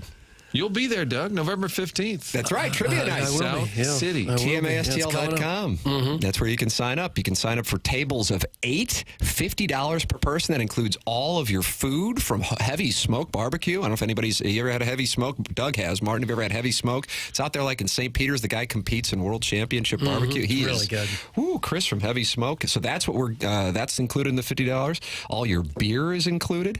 Some seltzers included, and then 10 rounds of trivia. It's at St. Gabriel's on Friday, November 15th, and you can get your table of 8, or you can just go with a few people, and then they'll put you together with another table to make your team. TMASTL.com is where you can sign up, and we'll be there. How Will about people that? be bragging about what side of the park they live on? Is that think a thing? so. Yeah, Manchester, for I kind sure. of try to hide that I'm on the east side of the park. That's the bad side. Apparently so. Martin just broke that story. Well, you're right there. You're on Tam. A little closer to the city when it gets rough. I think that's probably it. We wanted Close to Timmy to Hampton. be toughened up a little bit, so we thought we'd stay on this side. Again, it sounds like he has a terrible denture situation. It's 9:51 in St. Louis. Time check brought to you by Clarkson Jewelers. Martin has one segment left before he has some things. Martin, I think Doug's trying to find out how he can get some things at 10 o'clock as well. You guys can tag team that. Design Air Heating and Cooling email today, 1045. You are listening to TMA. It's presented to you by Brown and Crouppen, 5P Academy, and Hustle and Heart Sports Performance, 9 o'clock hour.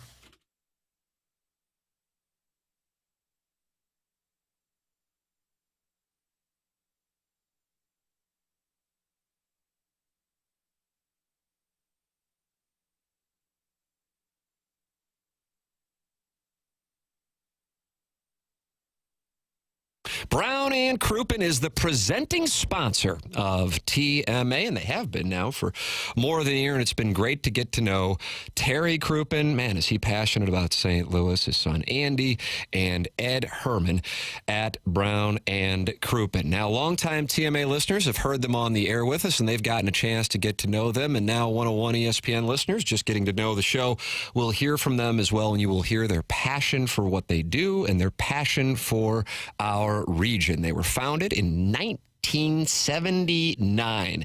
And if you have a case, I think you want a local law firm, one that knows how to handle the ins and outs of your case, and then also the local environment. Well, that's where Brown and Crouppen comes into play. You get great service, and you get great results from people you know, local people. That's Brown and Crouppen. If you think you may need Brown and Crouppen services, call 314-222-2222. That's 314-222-2222, or go to brownandcrouppen.com. Make sure you let them know you heard about it on TMA. It's Brown and Crouppen, presenting sponsor of the Morning After.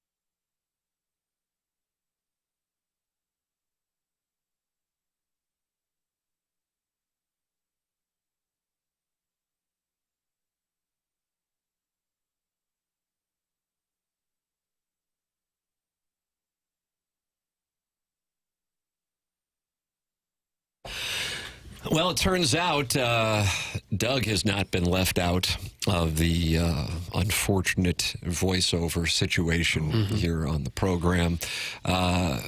Mike Ryder, executive producer, 101 ESPN, came in during the commercial break to let us know that the voiceover gentleman, if it's written out, if it's typed out for him to voice, he is going to read it. So a few years back, when the Rams were enjoying our fair city, he sent a promo for the Rams and Packers. He mistyped and left out the K, and so he sent back Rams and Pacers. Tyrese Halliburton. And that's Jackson. That's Jackson's guy. Yeah, I am them hard. And this week, for a promo, he forgot to include the N on Doug's last name. Let's take a listen and see how that played out. With Tim McKernan, Doug Vaughn, and Martin Kilcoyne. Come on. Now I've had my feelings hurt again. Doug Vaughn. With Tim McKernan, Doug Vaughn, and Martin Kilcoyne. Well, that's what it would spell if you left out the end. He said it with such conviction. That's what makes it so funny. Because it's like the EA Sports voice guy. So he sounds like a little. So that's recent. That's brand new. Oh, yeah. It's hot off the presses, And that's Doug. the way we're going to have it run now, right? Are you changing your name? Yep, that's the way Have it's you going to been go. thinking about it? A lot of people spell it without the N. Well, you've been called Doe before. It spells Doe. My first name was spelled D-O-U-G-H for about half of my childhood. And I don't know why. All I can guess is on a typewriter, oftentimes you hit G-H. I think you're right. There's a lot of words with a G-H right there. Yeah. It happened so often, my dad used to call me Doughboy. Oh, nice. Because Like Ice Cube and Boys in the Hood, 1991? I got a bowling trophy once for perfect attendance at Crestwood Bowl, and it said Doe Vaughn, perfect attendance. I was crestfallen. But you were skinny as a post, weren't you? Well, I was also about 9 years old, so yeah. But you were skinny your whole life. I was pretty skinny back then, yeah. It turns out that 618 who wrote in, I didn't think I would like this show. I actually love it. Keep it up, guys. Is a lady. I actually listen to Balloon Party all the time for whatever reason. LOL. The 618 is actually a she. LOL. They can get over it. So she is responding to, I think it was Scissor Me Timbers, who wanted the 618 to take a dive off a patio or something like that. Yes. Yeah, so we got that going on. Balloon Party, bearable. TMA, absolutely god-awful. This show sucks. That's from the 636. Jackson's kind of sideways with the 636, so that would be on brand, right? Yeah, I mean, I don't really pay attention to text from the To all 636? Yeah. Every bit. Everything south of 270. I mean, west of 270. If you think you have a claim, send it in, and maybe I'll change my judgment on you case by case. But mostly blanket statement, yeah. How about that, Martin? This guy's real central corridor elitist. Case. Yeah. I did see a couple of texts saying, why are we celebrating these Yankee fans when Bartman was, totally vilified? But the difference is Bartman did it to a Cubs player at a Cubs game. Yeah. The Yankee fans did it to a Dodgers player. I think that's a big distinction. Don't you think that's a big distinction? I would say so. I think the ball being in the glove of Mookie, too, is a big he was change. aggressively taking it out. Right. How about this long-time caller?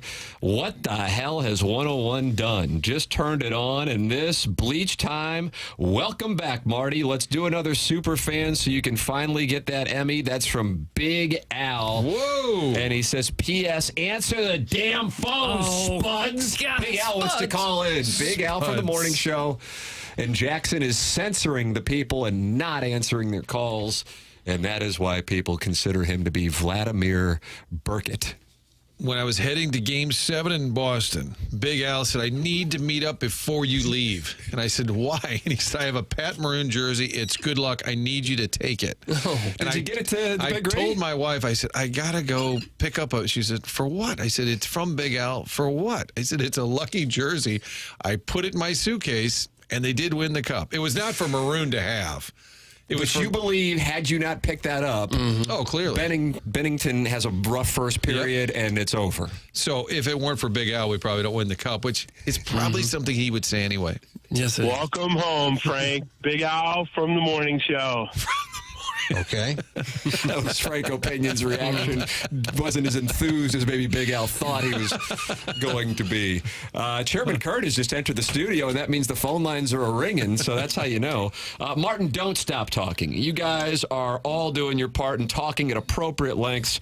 My only request is that you insert a little creep factor as the person you replace crowbarred a lot of that type of content into the show, and we loved him for it. That's from Scott's Wrinkled Ballsack. Crowbarred. I like that term, crowbarred. So like a little more creep factor. That's it. I'd like to apologize to Martin about my favorite part of the show is when he leaves. It's just that I need to hear Tim more because he's so great. That's from Jamie's Vacation Speedo.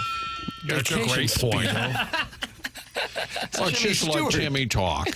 Maybe Jimmy could be here, but it should really be about Jimmy. I know the other guy played in baseball and all that, but Jimmy really needs to talk more. That's my father. Martin, you are heading out for things.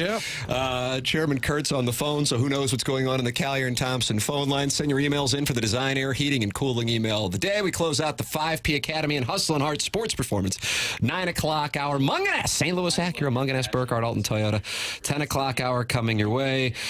Martin, have a wonderful morning and afternoon, and good luck with your things. Hey, by the way, big day at Normandy Golf Club. Yes! JR would be, what's happening? Jay Jr. would love Jay it. Jr. They're finally having the groundbreaking Talmo O'Toole, Jeff Smith and the crew. They've been raising all that money to save that golf course, The Rock. Yes. I believe Jennings always called it. That's where we host the Dotem. So it's a big day today. They're actually doing the groundbreaking on the Jack Nicklaus course. That's coming up at 11 o'clock. That will be outstanding. That's always been one of the best layouts in town. Now it gets the TLC it needs. Groundbreaking today, so I would imagine you'll see that on the 2 Fox is what it sounds like to me. Yeah. And also, Game 5, Yankees have 16% chance, I'm told. Yep. Yeah, that's Jackson's official number. He's running an algorithm over there. Jack Flaherty, I've got him at 4 innings, 4 runs. We've got a friendly wager on that. There's action on this program. All right, Martin Kilcoyne's heading out. Doug Jackson and I will be sticking around for the Munganess St. Louis Acura, Munganess Burkhardt, Alton Toyota. 10 o'clock hour. This is TMA on 101 ESPN, presented to you by Brown and Crouppen.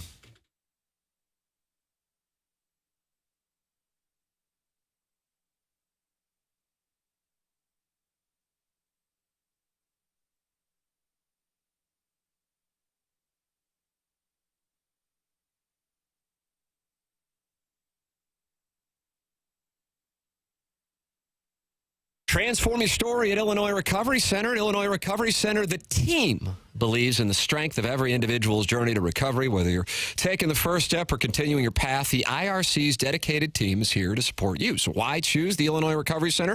A holistic healing approach, expert care and guidance, safe and welcoming environment, tailored programs for lasting recovery, and top-notch facility and accommodation. I know the people who work and started the Illinois Recovery Center. This is a passion project for them, and the things that they are doing are truly helping the community. Whether you've made the life-saving choice to seek help on your own or you want to be prepared for the other end of an addiction intervention with a loved one, the chance to learn about addiction recovery is available to you at the Illinois Recovery Center in Swansea. If you or someone you know wants more information about the Illinois Recovery Center, please call 888-472-9559, or you can visit IllinoisRecoveryCenter.com.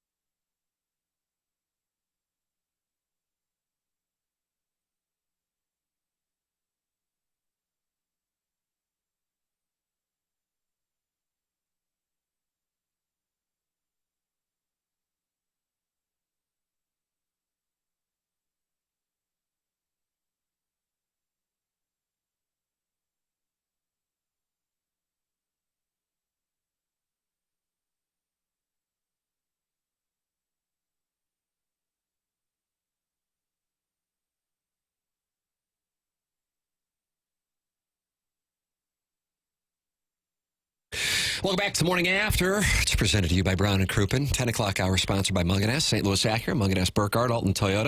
It's a program that solicits your involvement, wants you to get involved. Jamie Rivers and Jeremy Rutherford with us earlier in the show. If you missed anything, Schaefer Door Company 101 ESPN app. You can go back and podcast and take in all the magic reliving the 8-1 loss in Ottawa last night. Chairman Kurt told me that Janet's on the Callier and Thompson phone lines. Oh, she is. 314-974-0101. And Janet joins us on the program. Good morning, Janet. Hello, Janet. Hi, I just would like to respond to the person that said Charlotte's better than St. Louis. That's a lot of baloney. Oh. At 200 families that moved from St. Louis to Charlotte with our company. Mm-hmm. There's 1,200 families that had the offer, and only 200 decided to go. And within 7 years, all of them moved back but 5. And the only families that stayed there were because they had children that were in school there or had gotten married there and now live there. Everybody else couldn't wait to get out of that back road city. There's nothing to do there. On the weekends, you either have to go to the mountains or the beach to be able to get out of that city. That city is boring. It has nothing going on. And to compare it to St. Louis is ridiculous. And they keep saying their population. They said that down there when we were there, too. Their population is bigger than St. Louis. The reason is everybody lives in the city. Here in St. Louis, we have suburbs. There's over 4 million here. There's just about 400,000 there. You can drive across their city in 20 minutes from one end to the other before you see anybody else. I mean, it's ridiculous. To even compare it is just a joke. All right, Janet, thank you for defending the honor of our metropolitan area. Yes, it's beautiful. Our city is beautiful. Amen. Did you move there yourself? Did you go to Charlotte yourself? Oh, yeah, I lived there. They kept calling us Yankees, and they wouldn't talk to us if we were Catholic. They wouldn't talk. They didn't respect the woman in the business world. Party. It was ridiculous. How did they know you were Catholic? Because they'd ask what church you went to. You know, they'd say, "Oh, you just moved here? Well, you could make friends if you joined a church." And we said, "We go to church." And they said, "What church do you go to?" And we said, "St. Gabriel's." They'd get up and walk away from us. Oh, gosh. Boy, the St. Gabriel's carries stench all over the country, Doug, and it's unfortunate. Yep. Wow. Thank you, Janet. There's Janet on the Callier and Thompson phone lines. And it sounds like, you know, you never would think it, but it sounds like Janet and I have a lot in common. Yeah. St. Gabriel's parishioners who are experiencing discrimination, whether it be in Charlotte or in South St. Louis, but we're all Americans. And we all love 101 ESPN. Thank you, Janet. How about that? Just some quick background. Ladies and gentlemen, context from Jackson Burkett. I have some combined statistical area numbers for between Charlotte and St.Louis.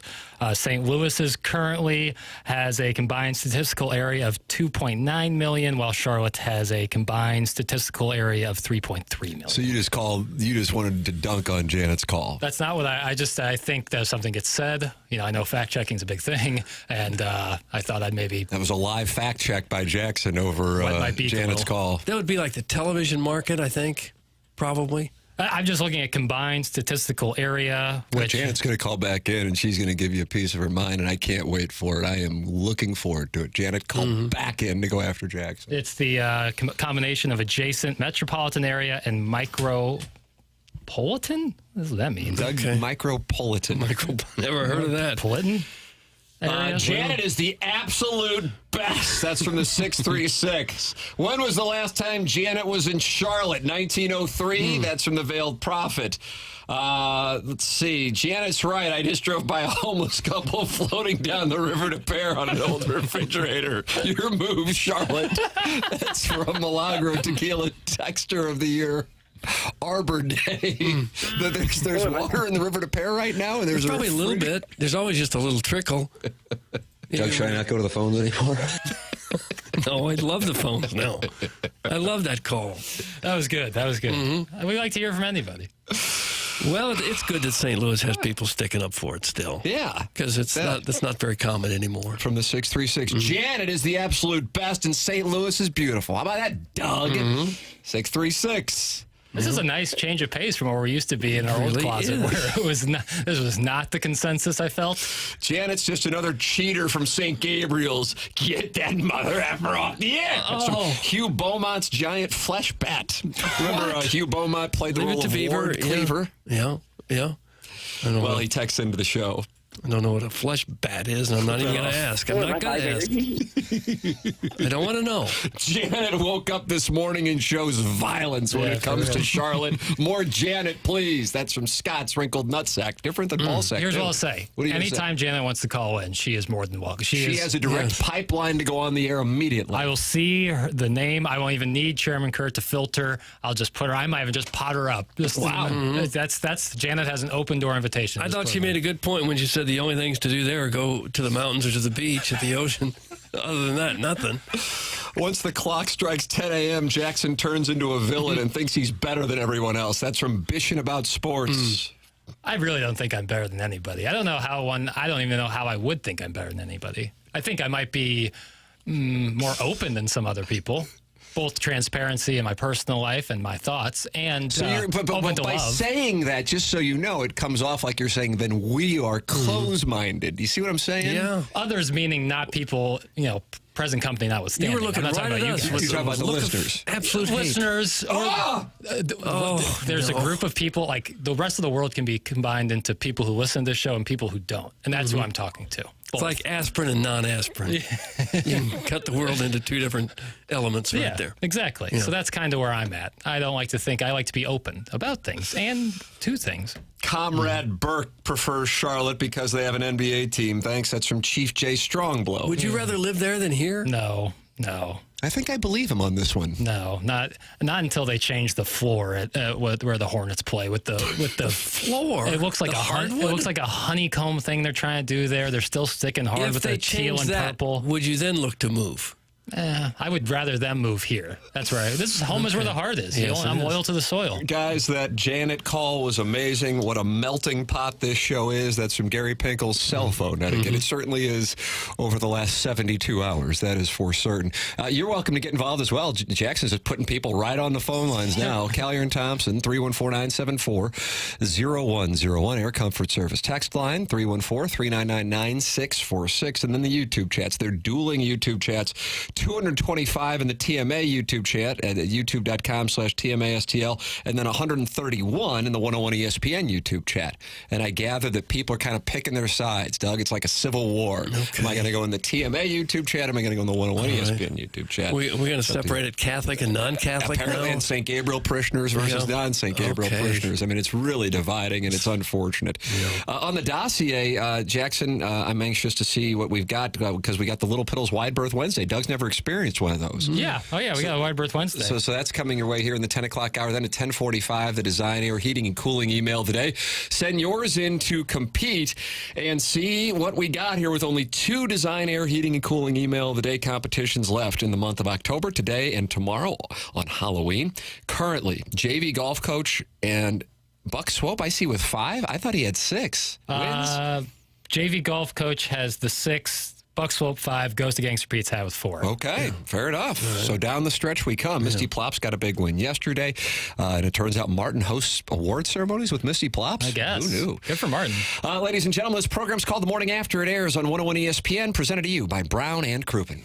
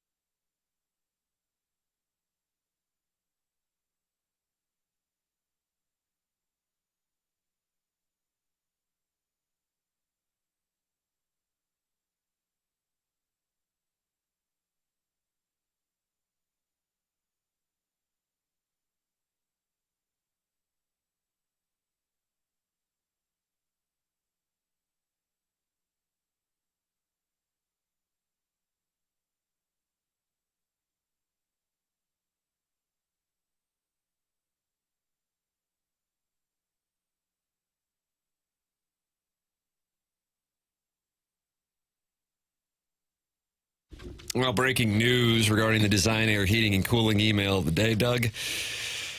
Jackson, we were going over the standings for this upcoming Design Air Heating and Cooling email of the day, and you said Buck Swope only has 5 wins in the month of October. Buck Swope was kind enough to send me a text. I have 6 wins. I had 5 going into Friday. I won on Monday, and then he put in quotes, public school math. Jackson, do you have a response? Yeah, no, it's bad. There's no real excuse. Nothing has been going on this last week that would, keep me from doing email today standings and making sure that's my top priority. Oh my gosh! Yeah, everything's just been business as usual. So it's really busy right now. Condescending sarcasm there from Horton Watkins. It's really understandable that people are upset. I think it's totally normal. So. Guys, this show is terrible, but Tim's cute. Thanks. That's Martin's pin cushion. Eliminating. That's nice. Is Janet single? Thanks. That's Marcia's burner. And Chairman Kurt is back in studio, I see. And he's on the phone lines, which now are very... Could be her again. I hope it is. She's back. 314-974-0101. Collier and Thompson, phone lines. Schaefer Door Company, sponsor of the 101 ESPN app. And Munganess is the sponsor of our 10 o'clock hour here on TMA. They're online at stlouisacura.com and altontoyota.com. And I know Jamie Burkhardt, and I know Peter Munganast, and I know Ryan Seiberg in the service department, and I know that if you are in the market for a new car or a pre-owned car, you are working with the best. If you're working with Munganast, St. Louis Acura, and Munganast Burkhardt, Alton Toyota. Gotten to know those guys really well over the last few years, and anybody who contacts me, I say, go and work with Munganast, St. Louis Acura, and Munganast Burkhardt, Alton Toyota. You'll be happy you did. Just go shopping right now, stlouisacura.com or altontoyota.com. And even if you didn't get your car from Munganast, St. Louis Acura, Munganast Burkhardt, Alton Toyota, get it serviced there with Ryan Seiberg in the service department. They pride themselves on being super accessible to our audience, so they set up a number specifically for TMA listeners, 314-252-0029. That's 314-252-0029. Munganast, St. Louis Acura, Munganast Burkhardt, Alton Toyota. There you go, Doug. Jackson, college football, I feel like, may have died a slow death locally on Saturday afternoon when the ball was in the air in Tuscaloosa, and then a couple thousand miles to the northwest, it was in the air in Eugene, Oregon, and Missouri's vanquished without much of a whimper. Illinois vanquished in the same fashion. And so the college football playoff, which will be unveiled on election night, so that's perfect for him to get a lot of attention for the first set of rankings for the college football playoff. So weird. Bad what move. Happened there? Yeah, bad move. And especially for like a big one like this, where the first one ever. Yeah, with the 12-team playoff. But Desmond Howard, it's probably not going to be a year in which Michigan gets to defend its title based on what I've seen.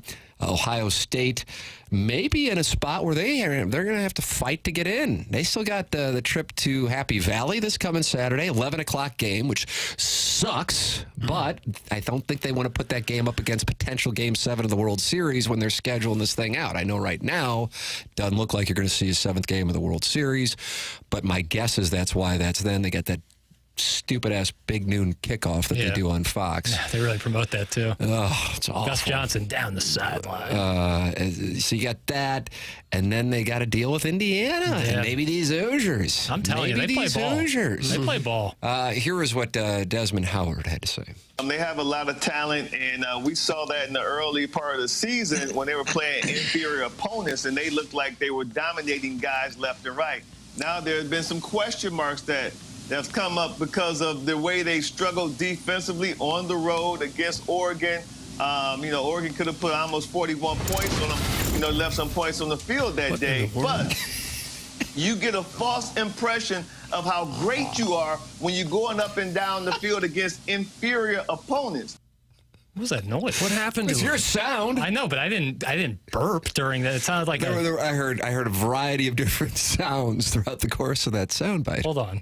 But you get a false impression of how great you are when you're going up and down the field. What was that? Inferior. I don't know what I did there. Like a little toad boy. Well, he was on the show. Maybe the person on the show, it sounded like Prod Joe yawning in the middle of an interview. That was really odd. I couldn't be sorrier, fellas. No. This one I'm legitimately very sorry. No, you don't have to. So are you saying that you were fake apologizing to Buck Swope? Yeah. Yeah, that's exactly what I'm saying. That's a bad idea, brother. Well, honesty in media. It is 10 o'clock. Yeah, it is time for honesty in media. I get that. Do my texts go through? I feel like Ferrario blocked me after I accidentally hurt his feelings a while back. That's from the 618. Apparently so. I don't know. But if you read his text, then that means he's not blocked. Yeah, no, he's not blocked. Yeah. So there you go. What do you do to hurt Ferrario's feelings? No, they have. We have that YouTube commenter named Ferrario's ball gag. Yeah, and I think he was actually gagged. He was bound. I know he was bound. When he lost over the weekend, he lost. Yeah, the pick'em or something or other, and they had him They taped him around the chair, and then I think put a ball gag in his mouth. Yeah, see, we don't kink shame here. So. Well, I would kink shame that. That's what they did, and that's why there's now a member of the YouTube chat known as Ferrario's ball gag. I believe he adopted that. Just you gotta be careful with the props. I wore a yellow cummerbund in the Caribbean Sea once, and now I'm called Diaper Boy. So you just gotta be careful with what you wear. Tim, and this is I guess I gotta edit this on the fly. I will use my mouth on you if you read one of my texts. That's from Mr. Siders. Jackson sideways with Mr. Siders. It always has been. Mr. Siders critical of Jackson's ability to hit his 7-iron. Kind of has an open club face, a little wipey swing as he hits impact, and that leads to a fluttering ball flight that just kind of pisses off to the right and really doesn't attack pins like Jackson needs it to. Yeah, I mean, I haven't hit a pure iron shot maybe pre-COVID. I really feel like it. I feel like I haven't found the center of the club face in years. 4 years? It really feels Not like once? it. Every time I hit the ball, Doug, it's like hitting it off the end of the bat in baseball. I just can't get it. I just can't get. I score decently, but that's just because I'm a little champion. Oh, wow. What? How about that? But the contact-wise, you don't hit the ball. You can't make contact, but you score well because you're a champion? I'm decent around the greens, and putting can be up and down. But Courier Tom does not want to hear about your golf game. He's on the Calhoun Thompson phone lines. Courier Tom. That's I correct. like that name. Courier Tom, welcome to TMA. This is 101 ESPN. My name's Tim. That's Doug. And over there is Little Piddles. Oh, I know you guys love the show. Thank you, Courier Tom. Thank you, Courier. Hey, I have a serious question here. You guys think that Burton is ready for the pros yet, or you think he should try another year in the college ranks? And I'll hang up and listen. Oh, wow, Doug. How about this? Okay. Feel like I'm sitting there with Bob Costas and Dan Deerdorf and Dan Kelly at KMOX back in the 70s. Luther Burden is who he's referring to. I heard Burton, and I was like, what are we talking about Burton initially? is who I would imagine his stock has declined pretty substantially relative to where it was after, say, the first couple games of the season. However, I would be shocked if he returns to Columbia, considering Missouri is most likely going to be heading to the transfer portal. Although, Doug, you said you think Drew Pine might be the answer. I think he could be the guy. From what I've seen, I like a lot. So I don't think anyone can play with Missouri the rest of the way based on that quarterbacking play that I've seen. You like it when someone throws it directly to a safety. I do. Why fool around with it? Where a safety doesn't have to move an inch to pick off the pass. That's what you like. If I was Burden, I would certainly go. He's got Most of the mock drafts have him as a somewhat first half of the first round type of guy. That's millions of dollars. Yeah, your son loves the Denver Broncos. The most recent Mel Kiper draft I've seen is him going 16 to the Broncos, Doug. I mean, Mel Kiper not only has the team, he has the pick. It's the Broncos at 16. Well, he's making that up. Right. But could happen. And as we saw, with Brady Cook, injuries happen too. Yeah. What happens if he suffers a huge knee injury next year or something? He's not the player he was. You got to make the big bucks when you can. I realize he's making money now in college, but nothing like NFL money. And the unfortunate part about what has transpired with Missouri, and this is different than Illinois. I don't think Illinois fans went in with even remotely close to the expectations that Missouri fans did for this year, is that the reality is that it's likely that Missouri falls off next year. Now, you never know, but it's likely that happens, and you're going to now have to go through a bit of a transition. And so not only did you have a schedule that was favorable to a 10-2 or 11-1 year. You thought you had the roster returning to do it, and next year that doesn't, at the moment, look like it is the case. And so that makes what's taking place as you sit there and go, man, we're not even in November and the season's most likely, and I mean in a major way, most likely, 99% likely over and trending closer to 6-6 than 10-2 from a probability standpoint. The bigger focal point is going to be on who they get to come in and quarterback, because as things stand right now, the answer does not appear to be anybody that we have seen play so far in 2024. You are welcome to text into the program. You're welcome to email into the program. You're welcome to call into the program. You're welcome to participate in the YouTube channels. Two different neighborhoods, Doug. You got the TMA neighborhood where the Walrus King is in there talking it over with Chief J Strongblow, MD 2020, and Too Fat to Kayak, and Hunchback of On Castle who just said Courier Tom sounds cute. And then you go over to the 101 ESPN chat and Bazooka Tooth 75 talking to Droid Effects and Splashback Deuce. Oh. It's good to have all these people. Yeah. It is. We're and like Ferrari's ball gag today is in the 101 chat. Okay. Yesterday he was in the TMA chat. Yeah, that's the thing. It's like what really TMA can just be the confluence of it all. Yeah, it's like the Missouri River and the Mississippi River. Right. And isn't that fitting for our region? Together united. Together united. See what I'm doing with my hands? I see that. Yes, I see it. I like what's going on here. Send your emails in that Design Air Heating and Cooling email today, in which Buck Swope has 6 wins, even though Jackson's trying to short him a win. Bad. 10:45. Jackson has his Little Piddles Wide Berth Wednesday coming up. This is TMA, and it's presented to you by Brown and Crouppen. We are in the Munganast, St. Louis Acura, Munganast, Burkhardt, Alton Toyota, 10 o'clock hour on 101 ESPN.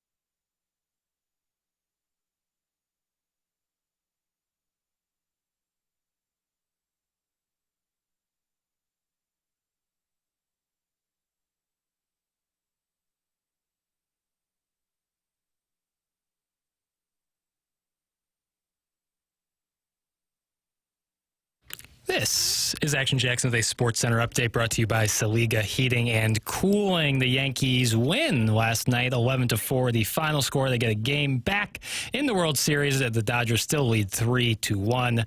Game 5 action tonight. You can catch that right here on 101 ESPN. Pregame starts at 6 p.m. First pitch 7 o'clock first pitch. Blues lose last night. Final score 8-1 to the Ottawa Senators. Blues are off tonight in Philadelphia. Tomorrow you can catch that right here on the home of the Blues, 101 ESPN. Pregame at 5 p.m. Puck drop at 6 p.m. tomorrow evening. That was another Sports Center update brought to you by Saliga Heating and Cooling, an independent American Standard heating and air conditioning dealer.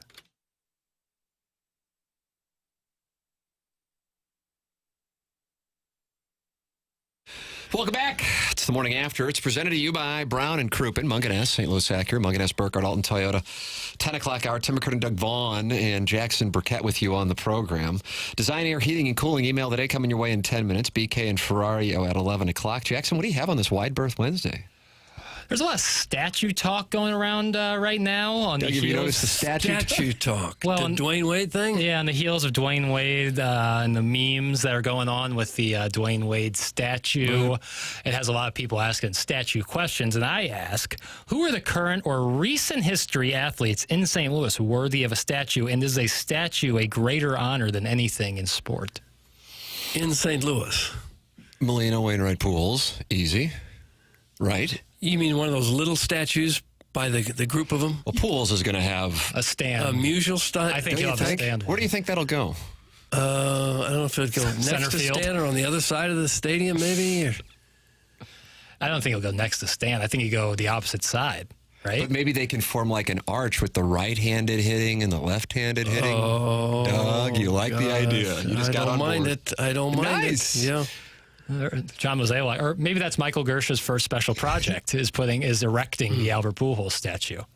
But I think that would be a really cool statue is if you had Wayne Oyadi and Pujols leaving the field all together, that really cool picture of them from behind, and have that as That could be a separate statue. They still need to be honored in their own way, just like many of the other Cardinals who have the smaller statues around the ballpark on the northeast side. And some of those guys who have the smaller statues were even better players than Molina and Wainwright. Not many better than Pujols, but there's a few that were more accomplished than Molina and Wainwright that don't have a big, huge statue. I think when it's all said and done, Pietrangelo will have a statue. That was my next question. Like Gibson doesn't have a statue? He's got a small one. Yeah. Pietrangelo, though, hoisting the chalice, you think that would be a good way to... Could be.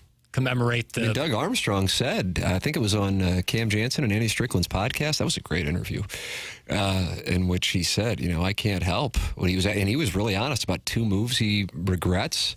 And one had to do with the captaincy down in Dallas when he was there. And then the other one was because every time I walk by those statues, I can't help but think to myself, that's something that Pietrangelo should have. God bless him on that answer. People may not like what wound up happening, and I think a lot of people don't. But I respect the honesty and the transparency from Doug Armstrong on that thing. I think he still probably will. I think. I would think. Get the statue? Well, if nothing else, to commemorate the 2019 Stanley Cup. The one with if he had the cup, it would kind of represent that whole team. That's why I think more so. Because I'm not sure that he was really a superstar in the league. He was an all-star for sure, but I don't know that he's going to be a Hall of Famer. And those other guys are Hall of Famers. Right. I don't know. Is Pietrangelo a Hall of Famer? Probably, I don't know. Borderline. Jackson, you're kind of our hockey authority. Yeah. Well, I mean, ever since going to Edmonton on loan from VGK, I would think that hurt his stock. I think if he had remained a Blue, a Hall of Fame career was waiting for him. It's harder sometimes to judge for defensemen because, with a forward, you just look at the goals and the assists and, he's top 10. Defenseman, you don't say, well, he's top 10 in block shots and checks along the boards. It's harder to judge. Hunchback of Von Castle says Hubbard needs to make a statue of Jackson wearing that yellow diaper. Oh, I thought for sure a statue of Tim was coming out of the back end of that text. The Boston Market ad bot is in the YouTube chat, the TMA one, and says the statue that we need to see is Skip Schumacher being harmed by Kyle Loesch. Doug, you think they'll ever do a statue? No, we don't need that. We don't need it at all. Bill Reloaded says, I'd like to see a statue of Doug doing a live shot outside the ballpark as Freeze hits the game-winning home run in Game 6. Now, that might be a good one. You could put it right out there where I was standing and missed it. Were you literally out there when the ball went over the wall? I think I was, yeah. Because we had to do a full post-game show as soon as it ended on another station, as though people would turn off the station it was on to go to our little post-game show on Channel 4. That's what they thought. That'll do it. Back to you, Steve. There's my sign-off. Oh, man. Unfortunate references to a statue of me as a jockey are going on in the YouTube chat. No, don't need And it. I believe Jackson will go in and ban all of those people at about 11 o'clock. We don't need that. Yeah, that's it's unbelievably offensive, even if it's accurate. Hot take. Wainwright doesn't deserve a statue. That's from the 573. That's bad take. Wow. Bad. You haven't been this activated on a non-basketball topic in years. That's just so prisoner of the moment recency bias. Like, yeah, he had a bad year, but are you kidding me? As a rookie, the guy closes out, gets a World Series for the first time since '82, and then has an unbelievable career as an unbelievable ambassador, not only for St. Louis, but the sport of baseball. Will continue to be a great ambassador through his broadcasting and other work, musician. I think absolutely he's like the epitome of a guy who deserves a statue. Wow, look at you. You're loaded for bear on this topic. That's, to me, that's Part just of me wonders if you sent that in so you could do your, like, hey, I'll defend St. Louis thing. I like that. Nonsense. No. Wayno is as good as it gets. That's the kind of person you want in front of your stadium as memorialized forever. I mean, a statue of he and Molina almost together, maybe, like the Molina kind of too. a big version of the bobbleheads they did where he's throwing and Molina's catching. Yeah. That kind of take Smithery will not be going on from 10 to 11. Don't say Smithery.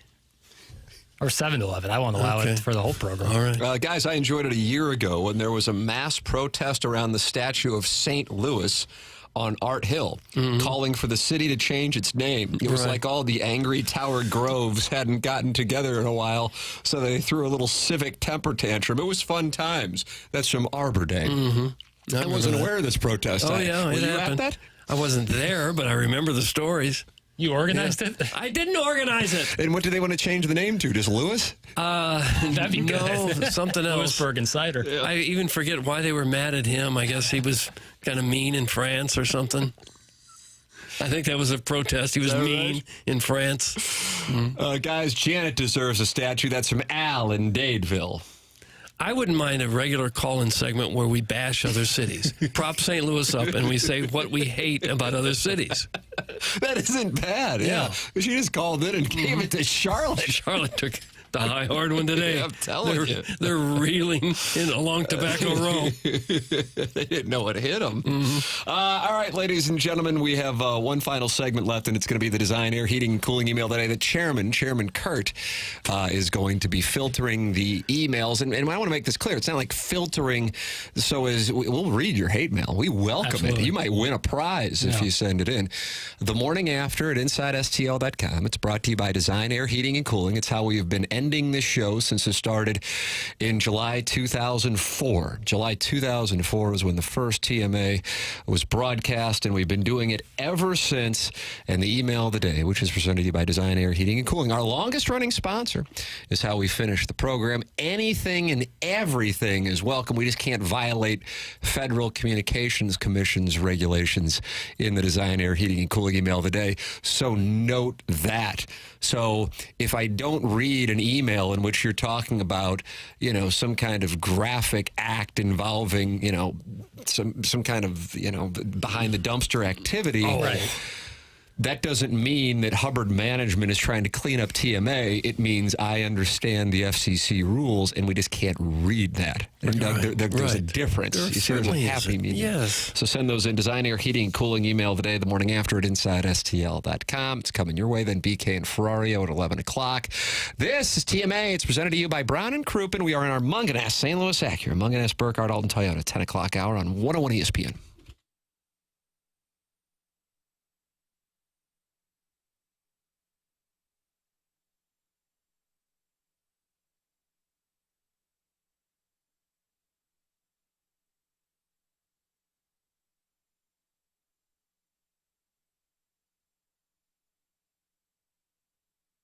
Underdog is the place to play if you're a sports fan looking to win money while watching sports. With over 5 million happy players and $2 billion won, Underdog makes it fun and easy to cash in on all your favorite athletes' performances. Win their champs game, you can win money by making entries on your favorite players and competing against other Underdog players. And you can also win up to 1,000 times your money by choosing higher or lower on players' stats like passing yards, touchdowns, three-pointers, double-doubles, etc. Now, you got all this going on at Underdog, so download the app. This season, Underdog will be running a special promo or bonus almost every single day, like Profit Boost, where you can pump up your winnings in just a tap when you apply the boost to eligible entries, and discounts where you'll be adjusted projections on certain player stats to give you a better shot at a big W, and free picks. They're basically a sure thing. A player just has to get higher than 0.5 for that selection to win. Plus, all new users get a free pick. Download the Underdog app, sign up with promo code PARTY,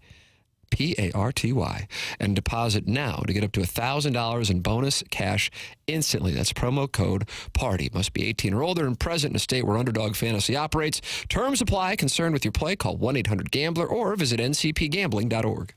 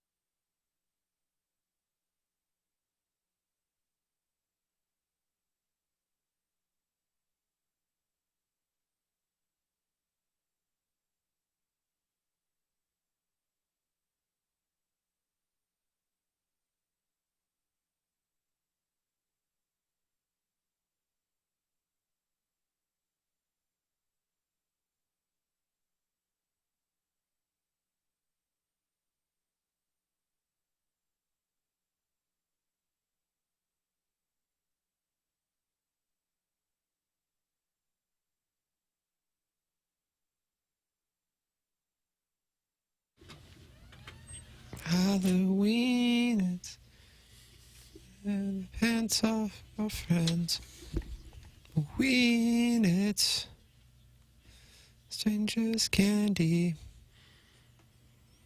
It's pumpkin carving to Halloween. absolutely haunting. Oh, yeah. Ladies and gentlemen, the program is called The Morning After, and the presenting sponsor is Brown and Crouppen. My name is Tim McKernan. On my right is Doug Vaughn, and directly in front of me is Jackson Burkett. Chairman Kurt is in the studio. He answers the phone lines. And got a call from Janet defending the honor of St. Louis against Charlotte. We'll see who she vanquishes tomorrow. That'll be fun. We're just going to go around the country and take them all out. I'd like to do that. Prop us up a little bit. In the YouTube chat, they said at the protest over the city of St. Louis being named St.Louis, they wanted to rename the city to Shoraville, which I had never heard. No. So that's good information in the YouTube chat. I think that was in the TMA STL YouTube chat. Ladies and gentlemen, it's time for our Design Air Heating and Cooling email of the day. Ow! Well, the standings unbelievable here. Second to last day of the month of October.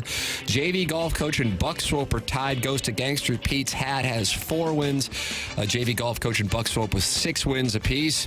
Doug, let's get it on. Okay. Well, you mean with the email? And that isn't cool. Seriously. I'm sorry. Of my wedding vows. It's so late. Great show today. It was fun. Speaking of fun, I went to a dance club last night. As I was sensed my lecherous thoughts about Maria's warmed, tanned body rubbing against me, another good-looking girl crossed the dance floor and began to move with Maria and me. I was suddenly sandwiched between 2 beautiful high-heeled women, their arms wrapped around me and each other, and to my surprise, Maria began to kiss me. Oh. My heart, we didn't talk about this earlier, did we? No, there was no mention of any of this. We had Jamie Rivers and Jeremy Rutherford on. We did. We talked base statues. Yeah, those guys, the Capicolas or whatever. And Martin did Ask Mo. Absolutely trashed Charlotte, North Carolina. My heart pounding, my defense is non-existent. I figured she had more than a few drinks, but decided to succumb to her and the other girls' caresses. This dance floor seduction between the 3 of us, me, pale, lithe, and blue-eyed, being groped and kissed by 2 gorgeous, well-toned and tanned women. It was heaven. I'm out the door, dinosaur. That's from bikini model Brittany. Bikini model Brittany. An image of what appears to be the 3 of them getting to know each other. Wow, that's amazing. Well, it's radio, so you can't really see that. I can see it. Bikini model Brittany. Well, fellas, day 3 and things are starting to come together as the TMA and 101 worlds are colliding. Eventually, you guys might be able to keep all of the hosts on the show for the full duration of the presentation. Nice combination of sports and insolence today. Your breakdown of how a 90s band stole the Blues penalty kill equipment and sunk the team with a historic loss really bridged the gap. I haven't been this mad since I was left out of med school because the MCAT had a question about spelling squirrel, and I chose the option with 2 Qs. That's from Shooter McGavin, the vice president of the fan page, Free for the Devil's Night. Shooter McGavin, vice president, fan page, Free for the Devil's Night? Yeah, that's correct. Okay. Sadie Hawkins, Doug. They say the 7-goal lead is the most dangerous lead in hockey, but it wasn't last night in Ottawa as the Blues fell to the Senators 8-1. Libby Jack wouldn't know anything about that because he was too busy pleasuring himself to Jokic, who put up 29 points, 18 rebounds, and 16 assists as the Nuggets defeated the Nets. Martin met Misty Plops in real life and wanted to tell us how normal of a guy he was until he learned that Plops is still emailing into the show. The Yankees avoided a sweep in the World Series as they thumped the Dodgers 11-4. A 38-year-old jabroni named Austin Capobianco in his sunglasses at night wearing friend assaulted Dodgers outfielder Mookie Betts as he tried to catch a foul ball, then defended his actions from a nearby bar with a defense that sounded ripped from the script of It's Always Sunny in Philadelphia, saying, I patrol that wall and they know that, and if it's in our area, we're going to D up.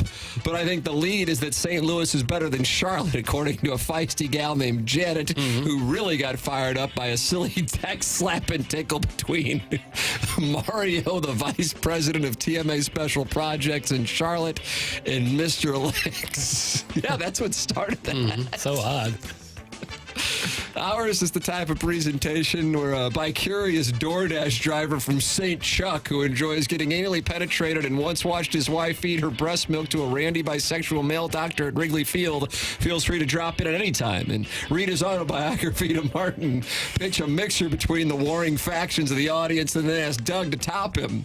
Women wanted to be like him and men wanted to be with him. That's from Buck Swope. Oh, Buck Swope with a nice little email this morning. The JV golf coach has sent in an image of Jackson Doug. It looks like he's been flushed out of gosh, yeah, the light's too much on you. That's too much lighting.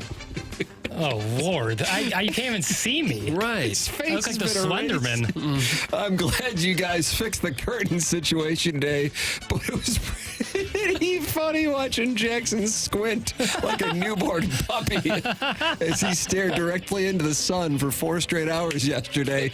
At one point, the pale NBA boy's pasty white face became completely invisible as his translucent skin was entirely washed out by the bright sunlight. See attached picture for reference. Another cool thing is that since the show is 4 hours now, Jackson's ADD really stands out. If you watch closely, you can catch it on YouTube as he simply stares off into the distance, perhaps considering how much he's disappointed his parents by choosing this career path. My favorite new part of the show is watching KG frantically race in and out of the studio and answer the phone every few minutes like a frazzled single mom trying to change a baby's diaper in one room while racing back into the kitchen every few minutes to blow on a pot of spaghetti to keep it from boiling over onto the stove. I appreciate the hustle, Chairman Kurt, but I could have done without caller Buzz bragging about getting pegged by his wife. Oh. Hey, Tim, after you're done personally calling each one of your concerned listeners, let's role play. I'll be the Blues goal, you be the puck, and you can enter me 8 times in one night. No. That's from the JV golf coach, and that's what we have. He got vile. He got for the vile design right there. air heating and cooling email of the day. What you got? Little vial at the end by JV golf coach, and for that reason, I am going to vote with Buck Swope. Jackson. And his nice little email. I really like Buck Swope today, but JV Golf Coach brought it really strong. JV Golf Coach. Jackson is correct. JV Golf Coach has won and taken a 1-goal lead going into All Hallows Eve tomorrow. Doug, can you believe we have to wait 24 hours to find out who's going to win? I'll be the able to design, do air, it. heating, and cooling email of the day. And I won't have trouble sleeping. Coming your way in 24 hours. BK and Ferrari are coming your way in about 4 minutes. It's time for us to shut it down and close out the Mungan St. Louis Acura, Mungan S. Burkhardt, Alton Toyota 10 o'clock hour. For Jackson Burkett, Chairman Kurt, Martin Kilcoyne, my brother Kevin, Douglas Elvin Vaughn, I'm Tim McKernan. This has been The Morning After, presented to you by Brown and Crouppen on 101 ESPN.